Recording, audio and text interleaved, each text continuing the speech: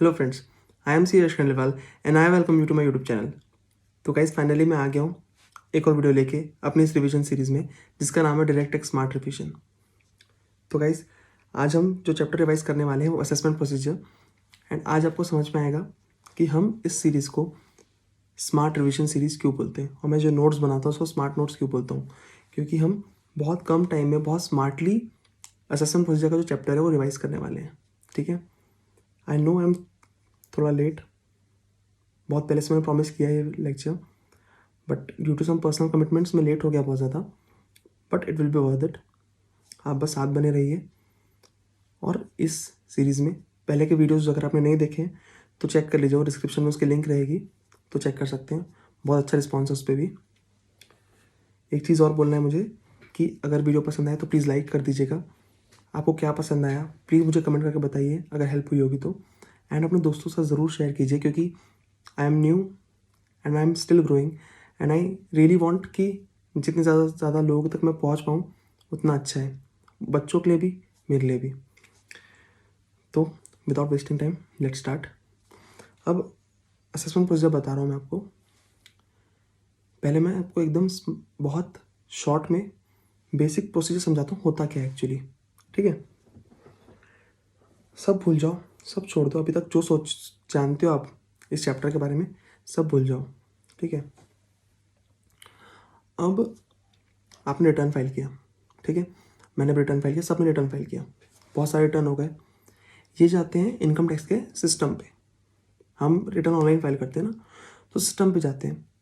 अब क्या होता है कि इतने सारे रिटर्न है ना, तो एओ अब एक एक बैठ के रिटर्न चेक नहीं कर सकता।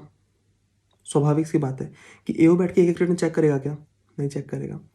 तो क्या केस मतलब डिपार्टमेंट ने क्या किया है कि सिस्टम में कुछ बेसिक वो लगा लिए हैं फिल्टर्स, जिसमें जो बेसिक बेसिक एरर्स है ना, अर्थमेटिकल एरर, जो आपने रिटर्न फाइल किया, लॉस क्लेम किया नहीं किया और डिडक्शन ज़्यादा क्लेम कर लिया, ऐसे जो छोटे छोटे एरर होते हैं जो सिस्टम कैपेबल है निकालने के, वो सिस्टम ही निकाल लेता है। ठीक है, इसके बाद सिस्टम एक लिस्ट बना के भेजता है एओ के पास कि ये अकाउंट है जिसके असेसमेंट आपको कर सकते हैं आप, मतलब थोड़ी सस्पिशन है जिसमें।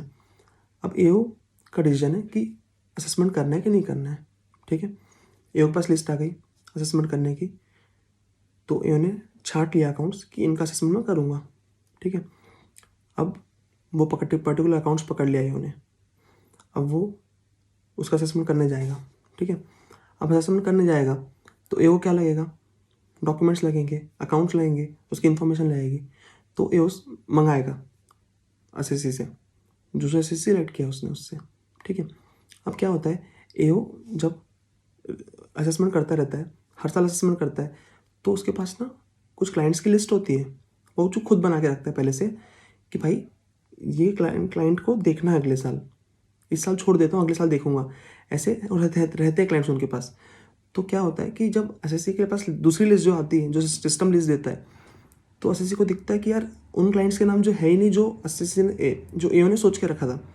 तो ऐसे भी क्लाइंट्स रहते हैं जिनके क्लाइंट्स मतलब जो एसएससीज है उनके नाम रहते हैं जो लिस्ट में नहीं रहते, मतलब जिन्हें रिटर्न फाइल नहीं किया है। तो एओ क्या करता है, उनसे रिटर्न फाइल करवाता है कि भाई तुम रिटर्न फाइल करो, तुमने रिटर्न फाइल क्यों नहीं किया है।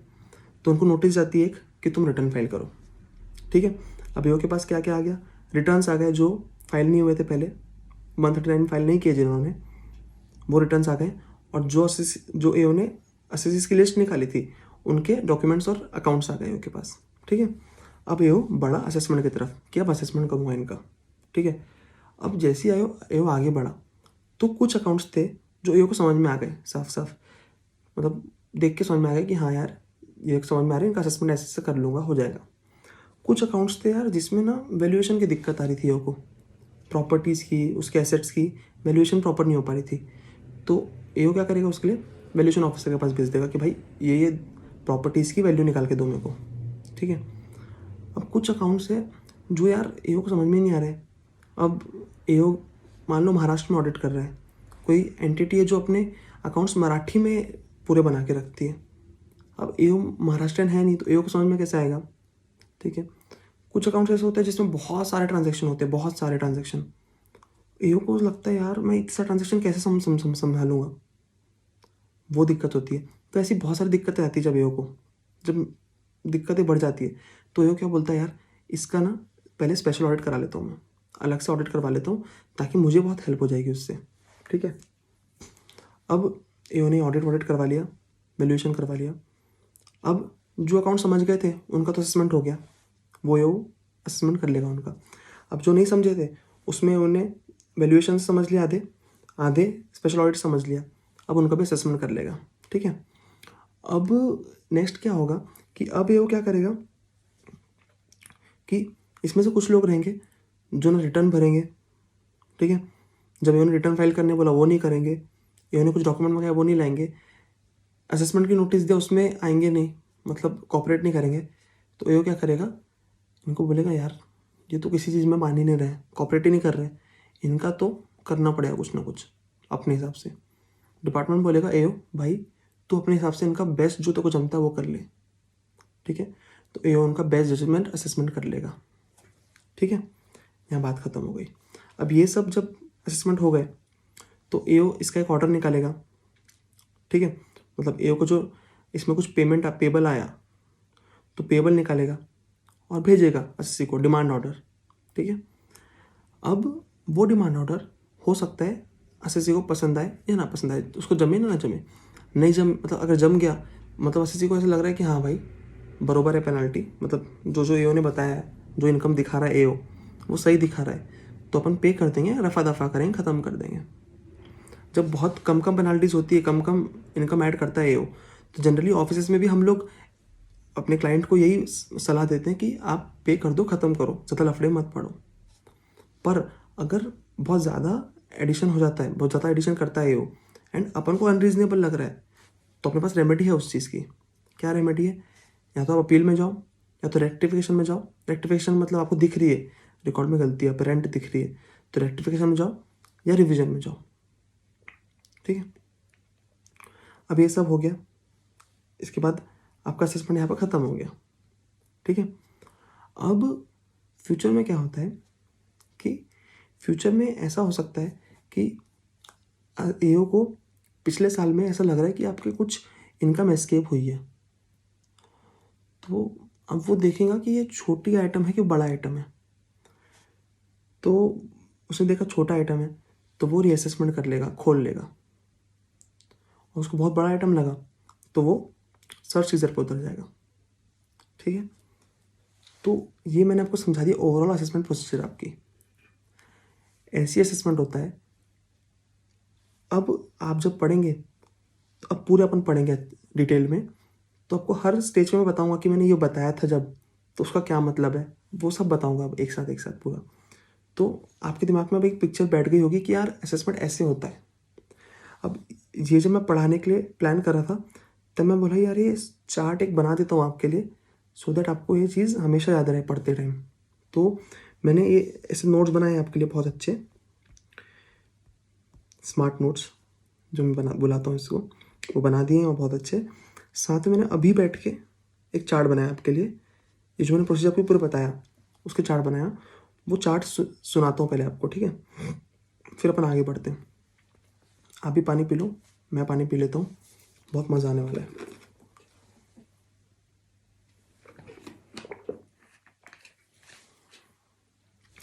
नेक्स्ट लेवल पढ़ने वाले अपन, मज़ा आएगा आपको भी। नहीं मज़ा आया हो ही नहीं सकता, नहीं मज़ा आएगा, बहुत मज़ा आएगा और समझ में पूरा आ जाएगा। और एक बहुत इंपॉर्टेंट बात, मैंने इस नोट्स में क्वेश्चंस भी कवर किए, मतलब ये वीडियो में अपन क्वेश्चंस भी पढ़ने वाले हैं। कौन से क्वेश्चंस, जो आपके स्टडी मटेरियल में क्वेश्चंस है, पूरे क्वेश्चंस अपन साथ में कवर कर ही लेंगे आज। हाँ, पढ़ाते पढ़ाते साथ में कवर नहीं करूँगा, वीडियो के एंड में कवर करूँगा, क्योंकि उससे आपका रिविजन भी हो जाएगा एंड बीच में लिंक भी नहीं टूटेगी, नहीं तो बीच में क्वेश्चन पढ़ाऊँगा तो लिंक टूट जाएगी। इसलिए लास्ट में वीडियो के क्वेश्चंस भी कर लेंगे अपन जितने स्टडी मैट में है आपके।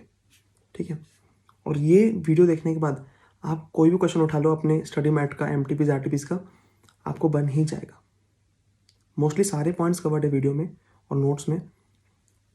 थोड़े से पॉइंट्स छूट सकते हैं क्योंकि being an auditor, being an chartered accountant, आपको पता है, मेरे को पता है कि हम हमेशा रीजनेबल एश्योरेंस देते हैं, एब्सोल्यूट एश्योरेंस देते ही नहीं अपन लोग, आदत ही नहीं है। ठीक है, तो ये चार्ट का नामकरण कर लेते हैं सबसे पहले। नाम तो आपको पता ही है, स्मार्ट चार्ट।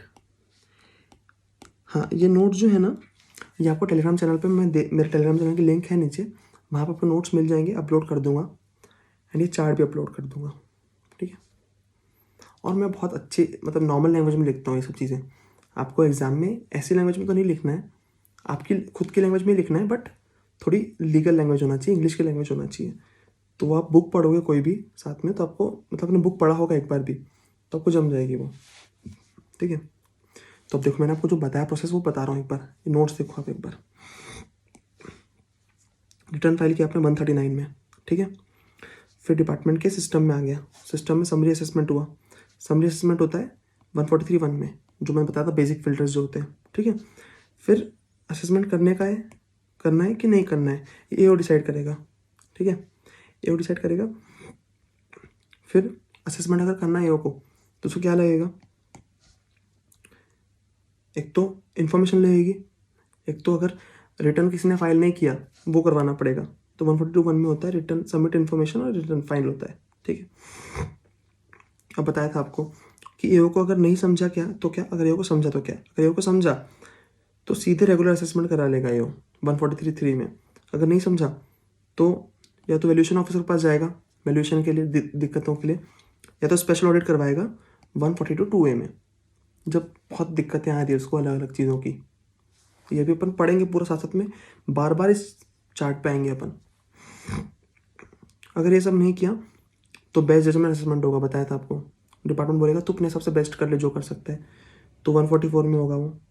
रेगुलर असेसमेंट होगा 143(3) में, स्पेशल ऑडिट होगा 142(2)A, वैल्यूएशन ऑफिसर का रेफरेंस होगा 142(A में, ठीक है। अब ये होगा असेसमेंट पूरा, तो इससे डिमांड ऑर्डर बनेगा 156 का, बताया था आपको। फिर एसएससी को अगर जमा तो पे करके निकल जाएगा, उसको असेसमेंट ऑर्डर मिल जाएगा, खत्म हो जाएगी बात। एसएससी को नहीं जमा तो 3 चीज़ पे जाएगा, अपील, रेक्टिफिकेशन, रिवीजन। अब रिवीजन ऑर्डर का होता है, ये बात ध्यान रखना, ठीक है। अब ये क्यों बोल रहा हूँ मैं, ये बताऊंगा बाद में सही टाइम आने पे। अभी सिर्फ इतना याद रख लो कि रिवीजन जब भी होता है कमिश्नर के पास होता है, ये ऑर्डर का ही होता है, ठीक है। अब यहाँ ये सब खत्म हो गया असेसमेंट वगैरह। अब फ्यूचर में क्या होगा, डिपार्टमेंट को कुछ मिला, थोड़ा उल्टा हो गया सॉरी, यहाँ थोड़ा सा उल्टा हो गया। डिपार्टमेंट को कुछ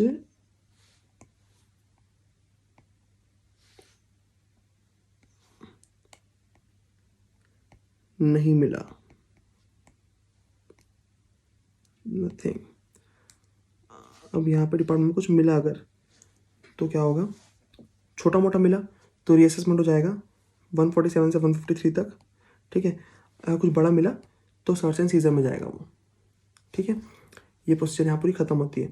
अब शुरू के 13 मिनट सर आपने प्रोसीजर में पूरे वेस्ट कर दिए, तो भाई ये प्रोसीजर समझना बहुत इंपॉर्टेंट था। अब अपन जब पढ़ेंगे ना तो जो अंडरस्टैंडिंग आएगी आपको, मज़ा आ जाने वाला है, तो पूरा आएगा मज़ा, ठीक है। चलो फाइनली स्टार्ट कर रहे हैं अपन। अगर आप एग्ज़ाम के एक दिन पहले देख रहे हैं तो आप ये वीडियो अभी देख रहे हैं, तो एग्ज़ाम के एक दिन पहले भी देख सकते हैं वीडियो आप, तो ये अभी से स्टार्ट करना 13 मिनट से, ठीक है। अब एसएससी ने देखो स्टार्ट कर रहे हैं अपन, कुर्सी की पेटी बांध लीजिए, मस्त रोलर कोस्टर राइड में जाने वाले अपन। अब देखो एसएससी ने रिटर्न फाइल के अंदर 139, ठीक है। सिस्टम में जाएगा, सिस्टम में समरी असेसमेंट होगा under section 143(1), under section 143(1). Summary assessment में क्या क्या होगा, अब देखो 6 पॉइंट है। एनी अरिथमेटिकल एरर, ठीक है, कोई इनकरेक्ट क्लेम हुआ तो वो, disallowance of loss claimed if return is filed beyond due date under section 139(1). मतलब अगर बिलेटेड रिटर्न किया तो उसमें लॉस का क्लेम नहीं होता है, तो वो डिसअलाउ करेगा system. Disallowance of expenditure indicated in the audit report but not taken into account in computing the total income in the return. ये बहुत मतलब पढ़ते समझ में आ जाएगा आपको। Disallowance of deduction under section 10A ATIA से ATIE तक if return is filed beyond due date under section 139(1). ये भी जो इनकम लिंक डिडक्शन होते हैं ATIA से लेके, और जो 10A का डिडक्शन होता है, ये भी अगर आपने बिलेटेड रिटर्न फाइल किया है, टाइम पे रिटर्न फाइल नहीं किया तो नहीं मिलता है, तो ये चीज़ भी सिस्टम खुद ही निकाल लेता है। मैंने बोला था ना आपको, सिस्टम छोटी मोटी चीज़ें खुद ही निकाल लेगा, ठीक है, ये खुद ही अलग कर लेगा। अब इसमें इंपॉर्टेंट पॉइंट्स है कुछ।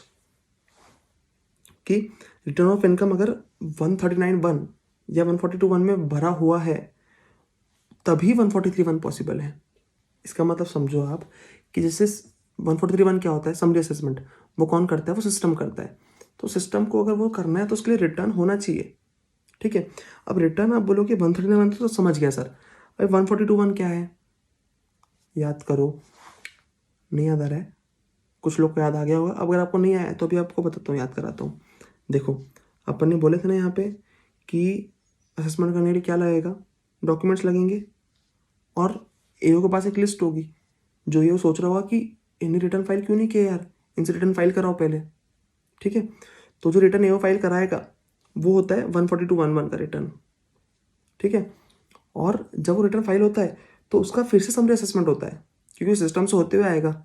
अब जैसे फाइल अभी तक नहीं किया है, 142(1) में एओ ने फाइल करवाया तो वो रिटर्न सिस्टम से फाइल होके, मतलब रिटर्न सिस्टम में फाइल होगा तो फिर सिस्टम से उसका समरी असेसमेंट होगा, फिर ही एओ के पास आएगा वो, क्योंकि बेसिक जो चीज़ें वो तो दिक्कत वो फिल्टर करेगा ही ना सिस्टम, ठीक है। तो यही लिखा है यहाँ पे, अगर ROI अंडर सेक्शन 139(1) या 142(1) भरा हुआ है तभी 143(1) पॉसिबल है। रिटर्न फाइल होना जरूरी है 143(1) होने के लिए, ठीक है। अब 143(1) का इंटीमेशन जनरेट होता है तो पेबल, रिफंड या लॉस रिटर्न आता है, ठीक है। पेबल आता है, रिफंड आता है, लॉस आता है रिटर्न में। कोई एडजस्टमेंट अगर नहीं है तो जब आपका रिटर्न का एक्नॉलेजमेंट होता है ना, उसको डीम्ड इंटीमेशन मान लेते हैं, ठीक है। अगर रिफंड है तो ग्रांट कर दिया जाएगा, अगर पेबल आ रहा है तो इंटीमेशन को ही कंसिडर कर लेगा डिमांड ऑर्डर अंडर सेक्शन 156। अब अगर आपने नहीं देखा होगा, आपके ऑफिस में अगर आपने आर्टिकलशिप की होगी ना, तो आपको पता रहेगा कि कैसा होता है असेस, जो इंटीमेशन आता है 143(1) का। इसमें 2 कॉलम बने होते हैं। एक कॉलम में होता है कि आपने का रिटर्न कैसे आपने फाइल किया है, पूरा जैसे इनकम स्टेटमेंट होता है ना, मतलब सैलरी, फिर बिजनेस प्रोफेशन, फिर कैपिटल गेन, ऐसे सब पूरा होता है, फिर डिडक्शन जो मिलते हैं वो सब होता है, मतलब वैसे ही होता है फॉर्मेट में। एक साइड में आपने जो किया है, एक साइड में जो डिपार्टमेंट हिसाब से होना चाहिए वो ऐसे आता है, और कहाँ डिफरेंस आता है वहीं समझ में आता है अपन को। और डिपार्टमेंट किस चीज़ का आपसे पैसा मांग रहा है वो बता देता है डिपार्टमेंट वहाँ पे। तो बहुत सारे लोगों ने आपने देखा होगा अपने ऑफिस में, नहीं देखा तो आपको मैं अभी तो नहीं दिखा सकता, बट जो मेरे रेगुलर लेक्चर्स होते हैं उसमें मैं पूरा दिखाता हूँ ये सब चीज़ें, मतलब आपका असेसमेंट ऑर्डर आप कैसे रिप्लाई करते हैं, कैसे जो चीज़ें फाइल होती है हम कैसे उसको रिप्लाई करते हैं, मतलब सब कुछ दिखाता हूँ, एकदम प्रैक्टिकली पढ़ाता हूँ मैं उसमें। तो ये मैं आपको इसलिए बता रहा हूँ कि आपके आगे के जो दोस्त होंगे तो उनको बता देना कि भाई एक टीचर है जो बाकी ट्रेडिशनल टीचर जैसा नहीं है, बहुत अलग पढ़ाता है, डीटी अलग पढ़ाता है एकदम, ये बता देना। थोड़ा एडवर्टाइजमेंट था, सॉरी। तो यहाँ हो गया, इंटीमेशन को डिमांड ऑर्डर कंसिडर कर लिया जाएगा, अगर पेबल आया तो, रिफंड आया तो ग्रांट कर दिया जाएगा। अब ये देखो, ये जो कलर रेड कलर दिख रहा है आपको यहाँ पे, ये सब क्वेश्चंस कवर्ड है बीच बीच में, मैंने क्वेश्चन जो कवर किया ना उसको ये कलर दे दिया नोट्स में। तो अब ये पॉइंट तो बहुत इंपॉर्टेंट पॉइंट है, तो इसलिए मैं क्वेश्चन का पॉइंट अभी बता दे रहा हूँ। मैंने पहले पॉइंट लिखा था उसको, फिर क्वेश्चन पढ़ा उसमें तो वही क्वेश्चन निकल गया, तो उसको क्वेश्चन कलर दे दिया मैंने। तो ये पॉइंट पढ़ा दे रहा हूँ। एसएससी को इंटीमेट किया जाएगा बिफोर मेकिंग एन एडजस्टमेंट, ठीक है। उसके रिस्पॉन्स को भी कंसिडर किया करेंगे बिफोर मेकिंग एडजस्टमेंट। 30 दिन में कोई रिस्पॉन्स नहीं हम मिला तो एडजस्टमेंट कर सकते हैं। मतलब अगर तुमको एडजस्टमेंट कोई करना है एओ को, तो पहले एसएससी को वो इंटीमेट किया जाएगा कि भाई हम यही एडजस्टमेंट कर रहे हैं, बताया ना आपको जो कॉलम में आता है वैसे इंटीमेट करते हैं। 30 दिन के लिए वेट करेंगे उसके रिस्पॉन्स का, उसने कुछ रिस्पॉन्स किया है तो उसको भी कंसिडर करना पड़ेगा। उसके बाद 30 दिन में कोई रिस्पॉन्स नहीं आया तो एडजस्टमेंट कर सकते हैं अपन, ठीक है। अब टाइम लिमिट क्या है, ये 1 year from the end of FY in which ROI was filed, मतलब जिस दिन, मतलब जिस साल में रिटर्न फाइल हुआ उस साल से लेके 1 साल तक और कर सकते हैं, उसके एंड से लेके। अब रेमेडीज अवेलेबल क्या क्या है, अब रेमेडीज आपको बताया था मैंने क्या क्या होती है अपने पास अवेलेबल। एक तो होती है अपील, एक तो होती है रेक्टिफिकेशन, एक होती है रिविजन, ठीक है। अब मुझे बताओ 143(1) के केस में रिवीजन नहीं मिलता, क्यों नहीं मिलता होगा रिवीजन, सोचो एक बार। क्योंकि रिवीजन का मैंने आपको एक पॉइंट बताया था, बहुत इंपॉर्टेंट, बोला याद कर लो, बाद में बताऊंगा। रिवीजन ऑर्डर का होता है, किस चीज़ का होता है, ऑर्डर का होता है। 143(1) ऑर्डर है क्या, नहीं, 143(1) क्या है, इंटीमेशन है, ठीक है। इसलिए 143(1) के अगेंस्ट में revision under section 264 not possible. क्यों? क्योंकि revision under section 264 is only possible against order. समझा? आपको बोला था ना वहाँ पे इंपॉर्टेंट है ये चीज़। तो क्या क्या चीज़ें आपके लिए अवेलेबल है अभी? रेक्टिफिकेशन अंडर सेक्शन 154 और appeal to CIT appeals under section 246 है। ठीक है। अब क्या होता है कि जैसे मान लो आपका 143(1) में रिफंड आ रहा है, तो AO को कभी कभी ऐसा लगता है कि यार इसका रिफंड तो आ रहा है पर इसने कुछ डिफ़ॉल्ट किया है और रेवेन्यू के इंटरेस्ट में नहीं है इसको के भी रिफंड देना, तो AO सेक्शन 241A के अंतर्गत उसका रिफंड रोक सकता है। यहाँ पे लिखा हूँ मैंने, AO for the interest of revenue SSC का रिफंड रोक सकता है।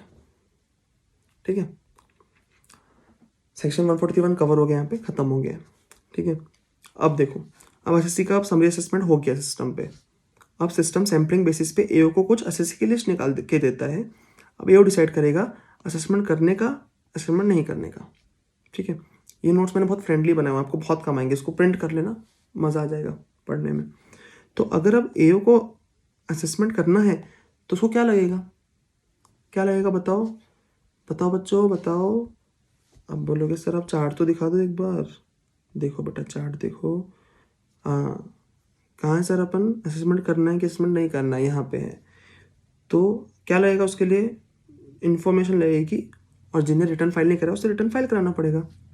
ठीक है, तो देखो क्या लगेगा। तो सेक्शन 142(1) इंक्वायरी बिफोर असेसमेंट। अब जो मैंने यहाँ दिया हूँ, ये चित्र है, ये मैंने आपके मॉड्यूल से निकाल के दिया हूँ, मैंने खुद नहीं बनाया ये वाला। ये पढ़ लेना, ये इसलिए दिया हूँ नोट्स में क्योंकि एग्जाम के पहले अगर आप नोट्स पढ़ रहे हो तो आप पास कुछ इंग्लिश में पढ़ने के लिए होना चाहिए, पेपर में लिखना है ना, उसके लिए लैंग्वेज थोड़ी दिमाग में होना चाहिए, इसलिए दिया हूँ ये, तो पढ़ लेना। अब देखो 142(1)(2) में पहले बता देता हूँ पहले कि आपको इन्फॉर्मेशन लेनी पड़ेगी उससे। ठीक है, तो सबमिट इन्फॉर्मेशन कराएंगे 142 में, तो कोई भी डिटेल्स मांग सकता है AO। ठीक है, करंट ईयर छोड़ के प्रीवियस 3 ईयर्स की, करंट ईयर छोड़ के प्रीवियस 3 ईयर्स की, मतलब कितने ईयर्स हो गए? 3 + 1 4। अब ये मैं 3 + 1 4 क्यों बता रहा हूँ आपको, ये मैं बाद में बताऊँगा, तो वीडियो में बने रहना पड़ेगा भाई, छोड़ नहीं सकते अब आप। मैंने अब जोड़ दिया वैसा आपको भी मज़ा आएगा आगे। देखो, अब करंट ईयर छोड़ के प्रीवियस 3 ईयर्स की इन्फॉर्मेशन मंगा सकता है, मतलब 4 साल की। रिटर्न के अलावा कोई डिटेल्स चाहिए पर्सनल एसेट्स की, ठीक है, तो प्रायर अप्रूवल ऑफ JC लगेगा। JC क्या होता है? Joint commissioner. अब JC मतलब आपका हाईएस्ट AO होता है। अब वैसे मैं इनकम टैक्स अथॉरिटी अलग से बताने वाला हूँ आपको, अलग से पढ़ाने वाला हूँ पूरा लेक्चर उसका, पर कुछ IT अथॉरिटी भी बताना पड़ेगा सो दैट आपको ये चैप्टर समझ में आए। तो बताऊंगा मैं, ये सेक्शन खत्म होता है फिर बताऊंगा आपको, और फिर वापस आऊँगा JC पे।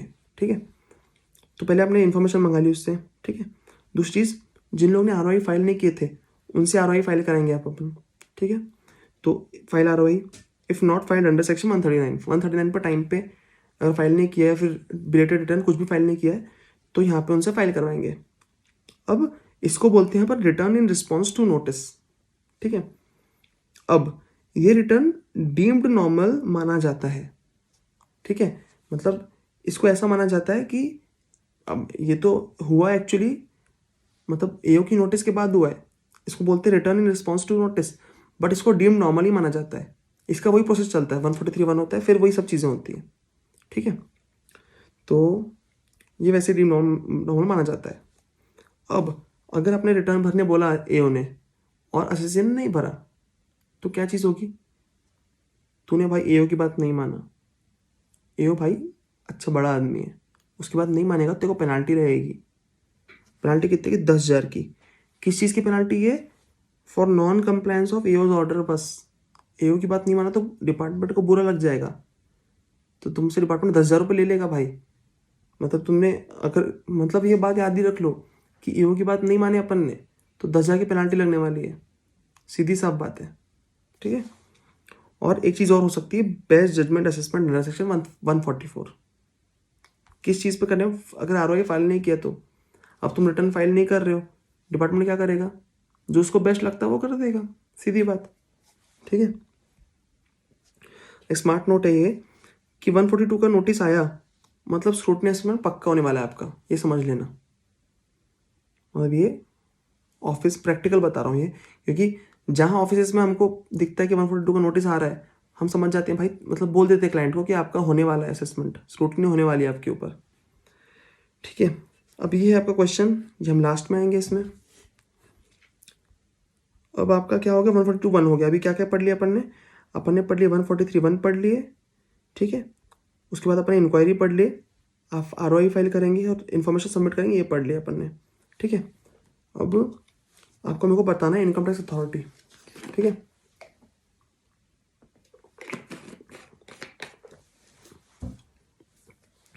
तो इनकम टैक्स अथॉरिटी के लिए मैंने अलग से आपके लिए बनाया हुआ एक चीज़,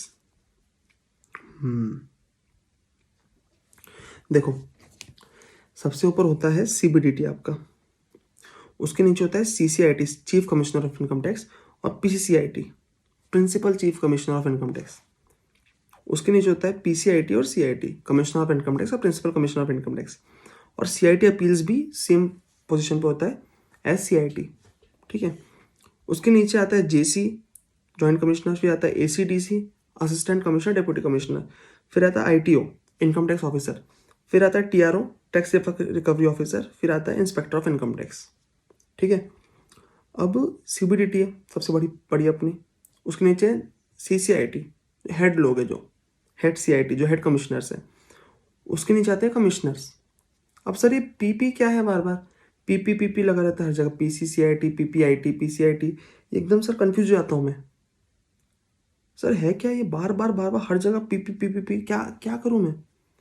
एकदम सिंपल बता रहा हूँ, ये जो PCIT और PCCIT है ना, प्रिंसिपल जो होते हैं, क्या होता है कि बड़े शहर जो होते हैं वहाँ पे ना बहुत सारे CITs होते हैं और बहुत सी CITs होते हैं, क्योंकि इतना बड़ा शहर होता है, इतना सारा वहाँ पे एरिया ज़्यादा होता है, ज़्यादा CCs होते हैं, तो वहाँ पे ना 10 मतलब मान लो 15 CIT है, तो 15 CIT का भी हेड होना पड़ेगा, एक हेड रखना पड़ेगा जो उनको उनका काम देखे, तो वो होता है PCIT। वैसे CCIT में वैसे ही होता है, PCCIT उनका हेड होता है CCITs का, सारे CCITs का, ठीक है।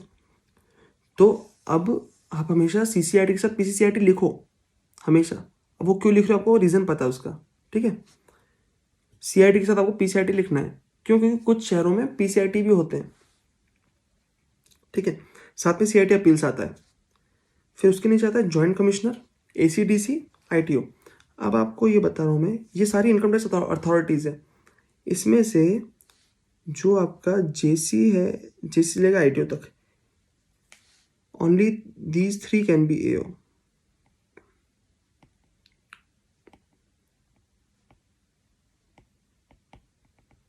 ठीक है। अब सिर्फ ये लोग AO हो सकते हैं, बाकी ये सब AO नहीं है, ये सब हेड लोग हैं, ऊपर के लोग हैं। AO आपका जो असेसमेंट ऑफिसर जो होता है,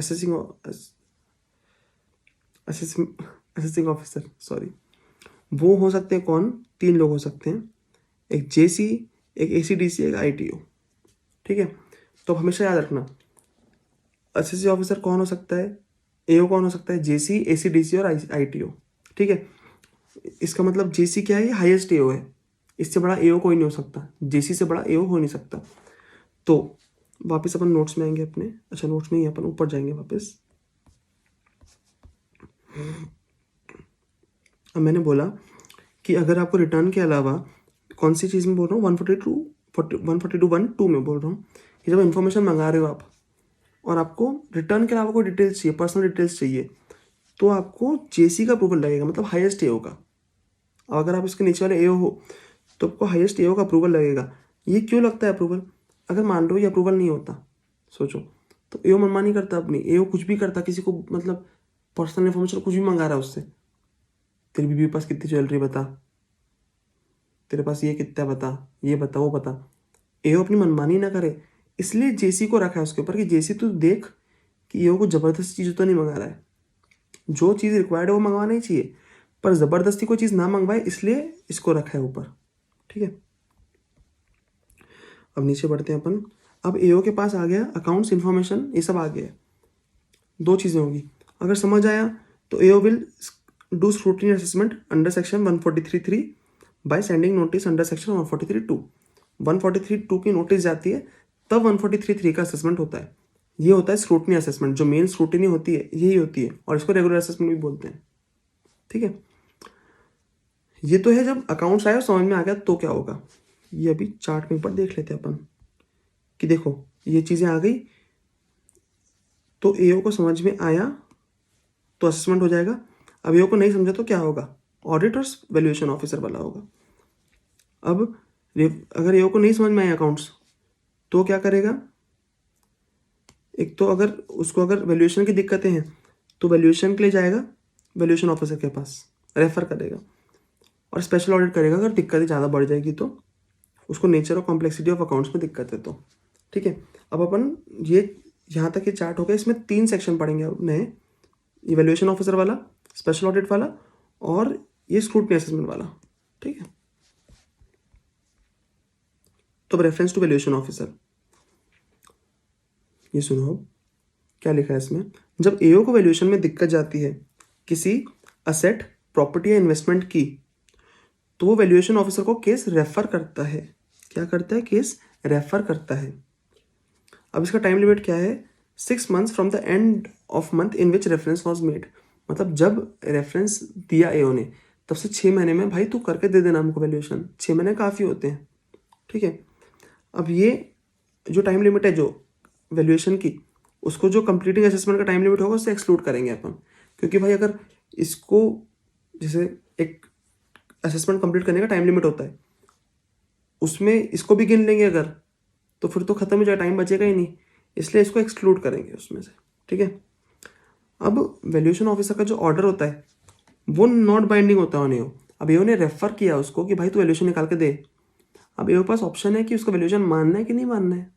ठीक है, तो क्यों होता है ऐसा, because it is for reference, सिर्फ रेफरेंस है वो, उसमें सेक्शन की वर्डिंग से है कि एओ में रेफर। ठीक है, अब इसके जो 2 क्वेश्चन है अपन करेंगे अभी आगे वीडियो के एंड में, बने रहना। ठीक है, अब नेक्स्ट सेक्शन है 142(2)(a) स्पेशल ऑडिट। अब अगर ये फॉलोइंग दिक्कतें हैं तो स्पेशल ऑडिट करवाता है एओ। ये वाक्य मैंने मॉड्यूल से निकाला हूँ, स्टडी मैट से। क्या क्या देखो, nature and complexity of accounts, बताया था आपको मराठी में कोई अकाउंट्स है तो। ठीक है, specialised nature of business activity of SSC, मतलब कोई स्पेशल नेचर का बिजनेस एसएससी का जो एओ को समझ में ही नहीं आ रहा है, एओ के लिए बहुत नया है वो। Multiplicity of transactions in the accounts, मतलब यार अभी तो आजकल जो जैसे छोटे छोटे बिजनेस होते हैं, जैसे मान लो कैफ़े है किसी का और बहुत चलता है कैफ़े, तो अभी 4 कॉफ़ी, फिर 2 मैगी, फिर 5 कॉफ़ी, फिर 3 कॉफ़ी, फिर 8 कॉफ़ी। भाई इतने सारे ट्रांजैक्शन है, एओ तो परेशान हो जाएगा। तो उसके लिए मतलब एओ कैसे निकालेगा, उसमें बहुत दिक्कत होती है एओ को इसमें। नेक्स्ट है वॉल्यूम ऑफ अकाउंट्स, बहुत वॉल्यूमिनस अकाउंट्स है। अब जैसे पतंजलि हो गया या फिर मान लो हिंदुस्तान यूनिलीवर हो गया, इन लोग के अगर जो अकाउंट्स है उसमें कितना वॉल्यूम होता है, ये एओ के पास का नहीं बचता वो चीज़ें। मतलब एओ क्या कर ही नहीं सकता, एओ को स्पेशल ऑडिट करवाना ही पड़ता है। ठीक है, एक तो doubts about the correctness of accounts, अगर एओ को डाउट है करेक्ट अकाउंट्स करेक्ट नहीं है तो ये स्पेशल ऑडिट करवा लेगा। ठीक है, और इंटरेस्ट ऑफ रेवेन्यू में करा सकता है, लास्ट पॉइंट। ठीक है, अब ये देखो मैंने अच्छे से बनाया हो ये कि कौन करेगा, कैसा क्या होगा पॉइंट वाइज। तो ये जो स्पेशल ऑडिट है कौन करेगा, ये सीए करता है पर उसको डिपार्टमेंट अपॉइंट करता है। ठीक है, और नॉमिनेट कौन करता है, सीआईटी या पीसीआईटी। सीआईटी मतलब कमिश्नर ऑफ इनकम टैक्स और पीसीआईटी मतलब principal commissioner of income tax. अब प्रिंसिपल क्या होता है मैंने बता दिया आपको। तो अब जब भी सीआईटी पीसीआईटी आएगा तो आप कंफ्यूज मत होगे, नहीं होगे आप, अब मेरे को भरोसा है। अब एक्सपेंसेस कौन बियर करेगा, तो पहले ऐसा होता था कि जो स्पेशल ऑडिट का जो एक्सपेंसेस होते थे ना, वो मतलब एसएससी से वो करवाते थे डिपार्टमेंट कि तो भाई तुम ही बियर करो, तुम्हारा ऑडिट कर रहे हैं हम।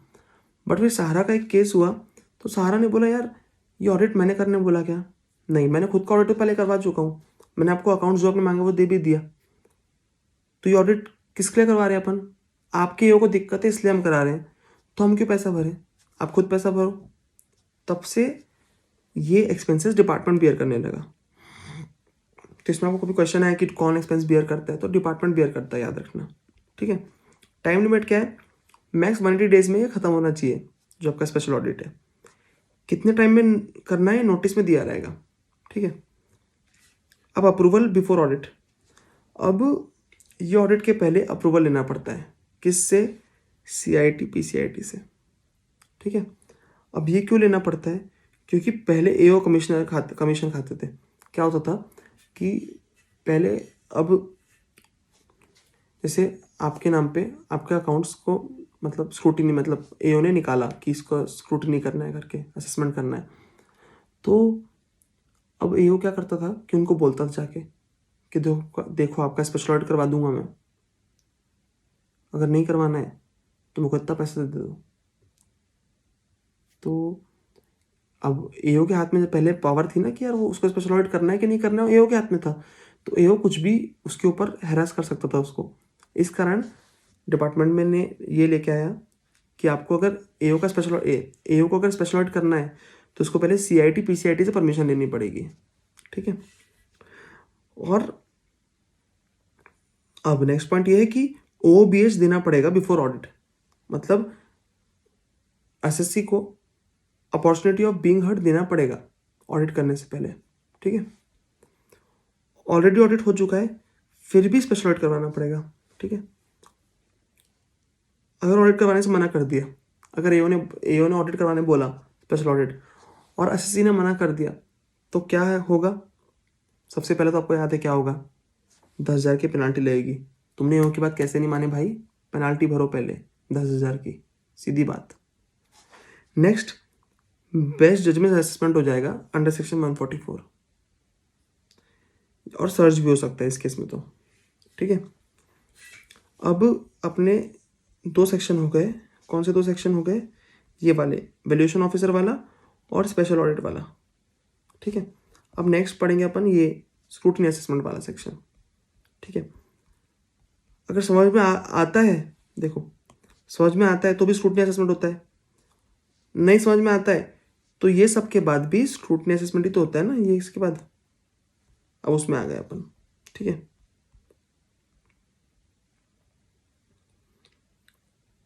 देखो अब स्क्रूटनी असेसमेंट के लिए नोटिस देना बहुत ज़रूरी है।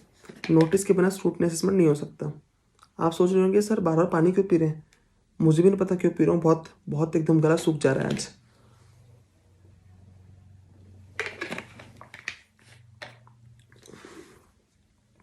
सॉरी डिस्टर्बेंस के लिए। तो नेक्स्ट 143(2) नोटिस ऑफ स्क्रूटिनी, ठीक है। तो नोटिस देना पड़ेगा, नोटिस मैंडेटरी है, ठीक है। नहीं दिया तो असेसमेंट इनवैलिड भाई, सीधी बात। नोटिस अगर दिया नहीं तुमने तो असेसमेंट इनवैलिड हो जाएगा। कब तक देना है? Shall be served within 6 months from the end of financial year in which ROI was filed. अब ये बात ध्यान रखो, यहाँ पे बोला है सर्व्ड का बोला है ना, आपको इशूड की बात नहीं बोला है। Notice shall be served within, मतलब उसको पहुंच जाना चाहिए नोटिस। नॉन कंप्लायंस, पहली बात 10,000 की पेनाल्टी, सब जगह वही है। AO की बात नहीं माने, पैसा भरो। और best judgement assessment under section 144। अब इसके 2 क्वेश्चन है, ये अपन आखिरी में करेंगे, आपको पता है, ठीक है। अब नेक्स्ट 143(3) का रेगुलर असेसमेंट या स्क्रूटनी असेसमेंट। अब AO और prescribed ITO shall ensure that income is not understated, loss is not overstated, tax is not underpaid। फिर से सुनो, income is not understated, income कम तो नहीं दिखाई है, loss is not overstated, loss बढ़ा के तो नहीं दिखाया गया है, tax is not underpaid, tax कम तो नहीं पे किया गया है। ये AO को इंश्योर करना पड़ेगा। AO क्या क्या ऑर्डर कर सकता है इसमें? अमाउंट पेबल ऑर्डर कर सकता है, कितना अमाउंट पेबल निकल रहा है आपका रिफंड कितना निकल रहा है वो ऑर्डर कर सकता है, आपका लॉस कम कर सकता है, लॉस अगर बढ़ा के दिखाया आपने, या फिर रिटर्न इनकम आपकी इंक्रीज कर सकता है, ठीक है। अब जब AO रेगुलर असेसमेंट करेगा तो आपको एक चीज़ बता रहा हूँ मैं, क्या होता है कि जो रेगुलर असेसमेंट होता है ना, कई बार क्या होता है इसमें इनकम बढ़ा भी सकता है AO, कम भी कर सकता है, ठीक है। तो AO के ऊपर है वो, AO जो सिचुएशंस पाएगा अपने सामने उस हिसाब से AO आपकी इनकम बढ़ा भी सकता है और कम भी कर सकता है, ठीक है। अब AO के पास AO also is the power to reject exemption और डिडक्शन। कोई आपने एग्जाम्शन लिया या डिडक्शन मिला आपको, वो एओ रिजेक्ट भी कर सकता है इस सेक्शन के अंतर्गत। ठीक है, अभी 2 पॉइंट इस पे क्वेश्चन है, ये अपन लास्ट में करेंगे। अब जो 20% वाला केस होता है, AO shall not grant exemption under section 1023C और 11 और 12। अब 20% वाला केस आपको थोड़ा सा याद आ रहा होगा तो याद दिला देता हूँ। ट्रस्ट में जब अपन पढ़ते हैं, ट्रस्ट, रिलीजियस ट्रस्ट, तो उसमें होता है ना जनरल पब्लिक यूटिलिटी, उसमें 20% आपका, मतलब जो टोटल रिसीट का 20% है वो कॉमर्स से नहीं आना चाहिए, वो याद करो। नहीं याद आ रहा तो अभी जाके पढ़ो खोल के, अभी मत पढ़ो, लिंक टूट जाएगी, वीडियो के बाद पढ़ लेना। जो 20% वाला केस होता है ना, जो ट्रस्ट में होता है, वो भी जो एग्जाम्पशन होता है वो भी एओ डिनाई कर सकता है। ठीक है, अब उसके ही क्वेश्चन है ये ऊपर, ये क्वेश्चन अपन आखिरी में पढ़ेंगे। अब 143 की अगर असेसमेंट पसंद नहीं आई तो रेमेडीज अवेलेबल है एसएससी के पास। अपील अंडर सेक्शन 246 है, रेक्टिफिकेशन अंडर सेक्शन 154 और रिवीजन अंडर सेक्शन 264। ठीक है, अब देखो इतनी सारी चीज़ें हो गई, उससे अकाउंट्स मंगा रहे हैं एसएससी से, उससे अपन रिटर्न मंगा रहे हैं, उसको बोल रहे हैं भाई तेरा असेसमेंट करना है, तू आ बात कर हमसे, उसको वैल्यूएशन ऑफिसर के पास वो करने बोल रहे हैं, ऑडिट करवाने बोल रहे हैं, कुछ नहीं मान रहा है, क्या होगा? और हर जगह अपन ने पढ़े कि अगर इसने ये नहीं माना, इसने ये नहीं किया, तो क्या क्या रेमेडीज थी, क्या क्या वो थी पेनल्टीज। एक 10,000 की पेनल्टी, एक था best judgement assessment under section 144, हर जगह था। तो वही लिखा है यहाँ पे, अगर ऐसा नहीं किया उसने तो डिपार्टमेंट क्या करेगा, बोलेगा भाई तो अपने बेस्ट, एओ को बोलेगा अपने हिसाब से बेस्ट कर लो, खत्म करो। तो ये आता है सेक्शन 144 बेस्ट जजमेंट असेसमेंट, इसको एक्स पार्टी असेसमेंट भी बोलते हैं। अब एक चीज़ याद रखो, बहुत इंपॉर्टेंट पॉइंट है कि 143 में अभी मैंने बोला आपको कि उसमें इनकम बढ़ाई भी जा सकती है, कम भी की जा सकती है। ठीक है, बट 144 में अगर आपका एओ बेस्ट जजमेंट असेसमेंट कर रहा है तो उसमें सिर्फ इनकम बढ़ाई जा सकती है, उसमें कोई कम नहीं की जा सकती इनकम, मत ध्यान रखना। फिर से बोल रहा हूँ, 143 में इनकम बढ़ाई भी जा सकती है, कम भी की जा सकती है, बट 144 में इनकम सिर्फ बढ़ाई जा सकती है। ठीक है, अब 144 कुछ केसेस में होता है, कुछ है कंपलसरी केसेस, कुछ है ऑप्शनल केसेस। ठीक है, तो पहले कंपलसरी केस क्या है वो देख लेते हैं, ये आपकी मैंने मॉड्यूल से निकाला है अभी। तो fails to comply with all terms of notice issued under section 142(1) या 142(2)(a) जो अपन ने पढ़ा था अभी। अगर रिटर्न फाइल नहीं किया 131 में, 104 या 105 में, अगर रिटर्न फाइल किया है बट ये जो 143(2) में नोटिस आई, स्क्रूटनी असेसमेंट की नोटिस 143(2) में, उसको अच्छे से कंप्लाई नहीं किया, ऐसे कुछ चीज़ें किया है इसने, तो AO shall make a best judgement assessment after taking into account all relevant material he has gathered, जो जो उसको मटेरियल मिला उस हिसाब से कर लेगा अपने हिसाब से, after giving the assessee an opportunity of being heard. ये प्रिंसिपल ऑफ नेचुरल जस्टिस बोलता है हर चीज़ में कि आपको एसएससी को एक अपॉर्चुनिटी ऑफ बीइंग हर्ड देना चाहिए कुछ भी करने से पहले। ठीक है, तो ये हो गया कंपलसरी केसेस, इस केस में तो करना ही है। ऑप्शनल केस है एओ, ऑप्शनल फॉर एओ, ये बात रखना, ये चीज़ जो ऑप्शनल है एओ के लिए ऑप्शनल है। ठीक है, कि उसका बेस्ट जजमेंट असेसमेंट करना है कि नहीं। तो वो 3 ऑप्शंस क्या क्या हैं, ये 145(3) में आते हैं कि अगर एओ को डाउट है करेक्टनेस और एंड कंप्लीटनेस ऑफ अकाउंट्स में। ठीक है, अगर एओ को ऐसा लग रहा है कि मेथड ऑफ अकाउंटिंग जो है वो रेगुलरली एम्प्लॉय नहीं किया एसएससी ने, और इनकम अच्छे से कंप्यूट नहीं की है, SI कंप्यूट नहीं की है, तो इन केस में एओ अगर चाहे तो एओ बेस्ट जजमेंट असेसमेंट कर सकता है। ठीक है, यह आपका असेसमेंट सेक्शन यहाँ तक खत्म हो गए। फिर से एक बार रिवाइज करा रहा हूँ, कराऊँ कि नहीं रिवाइज? करा दो सर, करा दो, ज़रूरत है, मतलब लिंक बैठ जाएगी। 143(1) में सिस्टम में आया, सिस्टम में आपका असेसमेंट हो गया। ठीक है, समरी असेसमेंट हो गया। फिर आपका ये आया, इंक्वायरी हुई, उसमें जब असेसमेंट करना है आगे एओ को, इन्फॉर्मेशन मंगाया उसने, जिन्हें रिटर्न फाइल नहीं किया तो उनसे रिटर्न फाइल करवाया। उसके बाद अब इन्फॉर्मेशन आ गई, कुछ चीज़ें समझ में आई तो असेसमेंट डायरेक्टली पहुंच गया। जहाँ समझ में नहीं आया तो एओ ने वैल्यूएशन ऑफिसर के पास गया, दिक्कतें बढ़ गई तो फिर स्पेशल ऑडिट में गया। ठीक है, ये सब चीज़ें हुई। फिर ये उन्होंने उसका रेगुलर असेसमेंट कर दिया नोटिस भेज के उसको 143(3) में। फिर उन्होंने अगर एसएससी ने कुछ माना नहीं तो एओ ने क्या कर दिया, बेस्ट जजमेंट असेसमेंट कर दिया 144 में। ठीक है, यहाँ ये सब चीज़ें हो गई। अब 144 के बाद क्या होगा, अब डिमांड ऑर्डर निकालेगा एओ। ठीक है, अब एसएससी को जमा तो पे करके ख़त्म कर देगा। ठीक है, यहाँ तक अपन ने कर लिए, ये देखो यहाँ तक अपन ने ये कर लिए 144 तक। अब डिपार्टमेंट ऑर्डर निकालेगा एओ, तो जमा तो पे कर देगा एसएससी। अगर एसएससी को नहीं जमा तो वह 3 रेमेडीज है, अपील, रेक्टिफिकेशन, रिवीजन। अब ये जो 3 टॉपिक है मैंने इस वीडियो में नहीं बताया, इस लेक्चर में नहीं करेंगे अपन, उसके लिए अलग लेक्चर बनाएंगे, क्योंकि इसमें मैंने टारगेट किया है 142 से लेकर 153 तक। आपको जो मेन प्रोसीजर है असेसमेंट का वो टारगेट किया है, एंड वही कंप्लीट करेंगे अपन आज। क्योंकि अगर ये सब चीज़ें इंक्लूड करता तो लेक्चर बहुत बड़ा होता है, एग्जाम के एक दिन पहले काम नहीं आता। उसके लिए अलग से लेक्चर बनाऊंगा मैं। एंड इस लेक्चर में मैंने ई असेसमेंट कवर नहीं किया है। ई असेसमेंट जो अमेंडमेंट आया आपका वो बहुत ईजी है, मुझे लगा नहीं उसको कवर करने की ज़रूरत है, इसलिए मैंने वो कवर नहीं किया है। उसमें बच्चों को दिक्कतें भी नहीं ज़्यादा। दूसरी चीज़, सर्च और सीजर जो टॉपिक है वो खुद में बहुत बड़ा टॉपिक है, उसको मैंने कवर नहीं किया है इसमें, क्योंकि वही बात है, वीडियो बहुत बड़ा हो जाता है और काम नहीं आता। उसके लिए भी जब मैं इनकम टैक्स अथॉरिटीज़ का एक बनाऊंगा लेक्चर, अगर आप बोलेंगे तो, मेरी इच्छा उसकी नहीं है, मैं सिर्फ सर्च सीजर का बना सकता हूँ, अलग से बना दूंगा अलग से। अगर आप बोलेंगे तो इनकम टैक्स अथॉरिटी का अलग से वीडियो बनाऊंगा और साथ में सर्च सीजर दे दूंगा साथ में।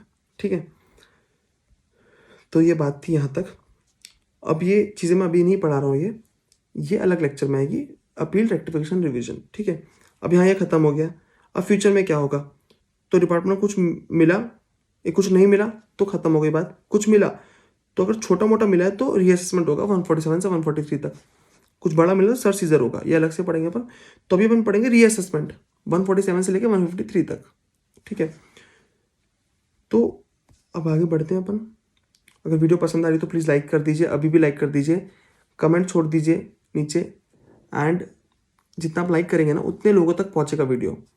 तो मेक श्योर मैं बहुत एफर्ट्स डाल के बना रहा हूँ आपके लिए ये वीडियोस और ये लेक्चर्स।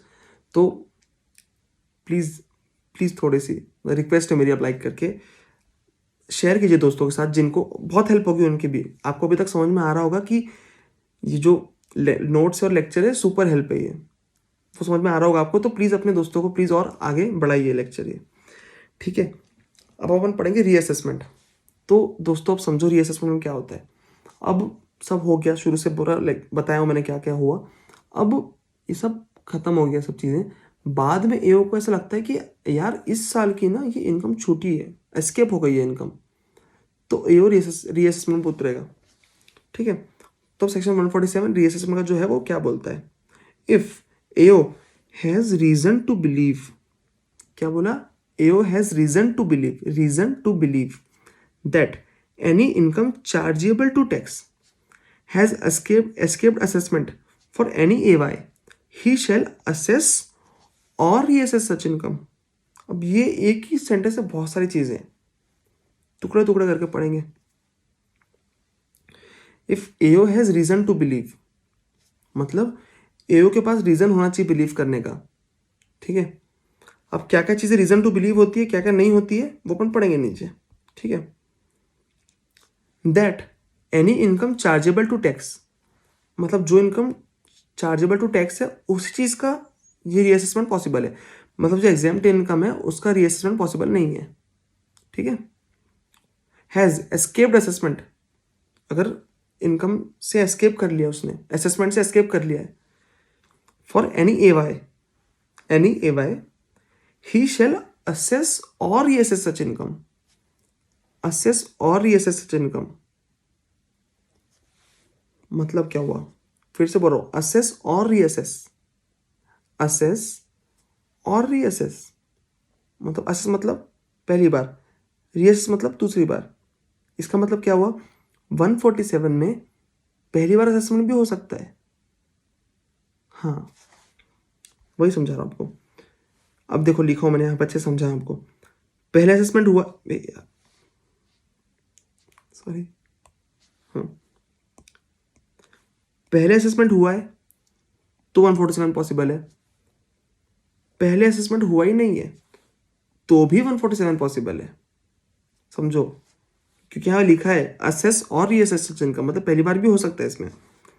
पहले 144 हुआ है तब भी 147 पॉसिबल है, पहले 147 हो चुका है तब भी 147 पॉसिबल है। मतलब भाई तुमने 147 में रीअसेसमेंट कर चुके हो, उसके बाद तुमको फिर से करना है, एओ को फिर से कर सकता है, टाइम लिमिट के अंदर है तो। ठीक है, अब पानी पी लो आप भी, मैं पी लेता हूँ।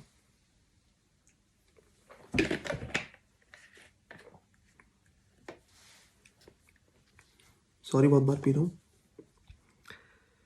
तो अब आपको समझ में आया कि रीअसेसमेंट किस किस चीज़ों का हो सकता है और कितने बार हो सकता है।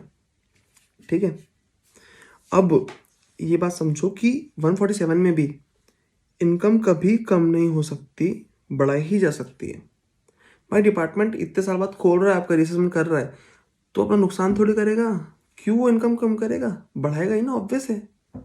उसको अगर कम करना होता तो खोलता ही क्यों, ऑलरेडी टैक्स है उसके पास, तुमने भर दिया, खत्म हो गया तुम्हारा असेसमेंट। जब रीअसेसमेंट कर रहा है तो बढ़ाने के लिए ही खोलेगा, कम करने के लिए खोलेगा ही नहीं कभी।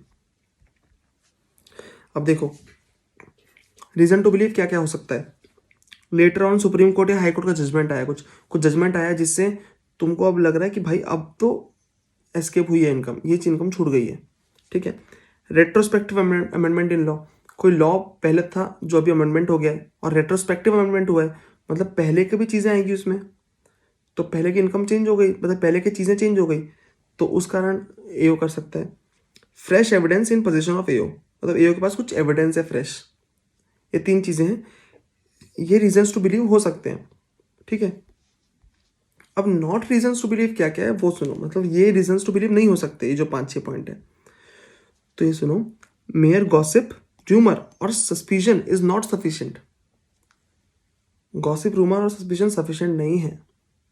ठीक है, AO can not make assessment to make roving और फिशिंग इंक्वायरीज, मतलब एओ ऐसा इंक्वायरी करते करते करते करते उसको किसी और की इंक्वायरी कर रहा है और उसने पकड़ लिया, तो उसके बेसिस पे नहीं कर सकता वो। ठीक है, वो रोइंग इंक्वायरीज होती है ना, एक के बाद एक के बाद एक के बाद एक के बाद एक, वैसा नहीं कर सकता, उसके बेसिस पे नहीं कर सकता। Change in opinion of AO, मतलब कि एओ को पहले ऐसा लग रहा था जब उसने असेसमेंट किया कि ये नहीं होगा, मतलब ये, मतलब इसमें कुछ नहीं है टैक्स, अब बाद में उसका मन बदल गया कि नहीं यार इसमें तो होना चाहिए, तो ये चीज़ नहीं हो सकती भाई। चेंज इन ओपिनियन नहीं चलेगा, तुम्हारा चेंज इन ओपिनियन है तो अपने पास रखो, उसके बाद रीअसेसमेंट मत करो। ठीक है, अब ये पॉइंट है, क्या लिखा पढ़ के बता रहा हूँ पहले। Reopening can not be done as there was no failure on the part of the assessee to disclose true and fair information. ये पॉइंट समझने वाला पॉइंट है थोड़ा सा, कि देखो एओ ने तुमसे कुछ चीज़ें मंगाया, तुमने ला के बता दिए, अब एओ ने जो जो पूछा तुमने वो सब बताए। अब हो सकता है ऐसे कुछ चीज़ें थी जिसके बारे में एओ ने पूछा भी नहीं, हमने बताया भी नहीं। एओ अगर पूछता तो हम बताते, पर हमने सबमिट किया था पूरा, हमने इन्फॉर्मेशन पूरी सबमिट की है, पर एओ ने उस बारे में पूछा नहीं, तो हम बताएंगे क्यों, एओ तो जितना पूछेगा उतने ही बताएंगे ना हम। तो एओ को बाद में ऐसा लग सकता है यार ये चीज़ तूने सबमिट तो की थी, बताई नहीं, पर क्यों नहीं बताई। हम बोलेंगे सर आपने पूछा ही नहीं हमसे, तो क्यों बताएंगे, अपनी क्या गलती उसमें, आपकी गलती है कोई नहीं, गलती है। तो इस बेसिस पे रीओपनिंग नहीं हो सकती, क्योंकि अपन ने डिस्क्लोज किया था ट्रू एंड फेयर इन्फॉर्मेशन, अपन ने इन्फॉर्मेशन पूरी दी थी एसएससी ने, बट एओ का ध्यान नहीं किया उसमें, एओ ने पूछा नहीं, हमने बताया नहीं, तो उस केस में रीओपनिंग नहीं हो सकती। ठीक है, नेक्स्ट है report of valuation officer is merely N estimation.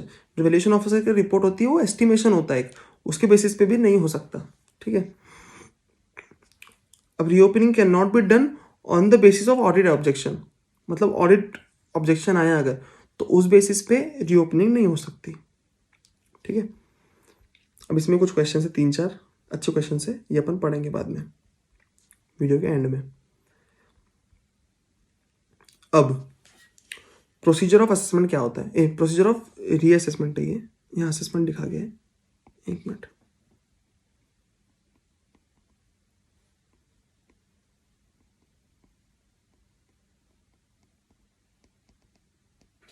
ठीक है, तो थोड़ा होता है गलती नोट्स बनाते बनाते, इतना ह्यूमन एरर चलता है ना,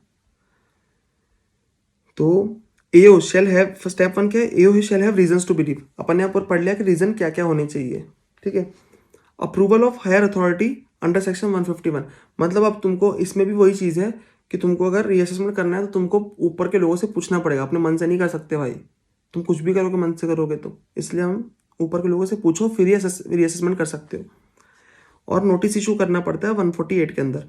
तो 147 का रीअसेसमेंट के लिए 148 के अंदर नोटिस इशू करना पड़ता है आपको, एंड उसकी टाइम लिमिट दी है 149 में, अप्रूवल लेते हैं अपन 151 में, ठीक है। फिर से सुनो, 147 के रीअसेसमेंट के लिए नोटिस इशू करते हैं 148 के अंदर, जिसकी टाइम लिमिट दी है 149 में, जिसका अप्रूवल लेते हैं अपन अंडर सेक्शन 151, ठीक है। अब देखो 148 का पहले पढ़ लेते हैं। 148 में AO shall send the notice after recording reasons for doing so. अभी सुनो, यहाँ पे यहाँ लिखा है after recording reasons for doing so. अब यहाँ पे उसको रीजन बताना नहीं पड़ता किसी को, ऐसा नहीं कि after mentioning reason, after recording तेरे को खुद के पास रिकॉर्ड रखना है कि तूने क्यों किया, तेरे को एसएससी को भी नहीं बताना है कि तूने क्यों रीजंस किया।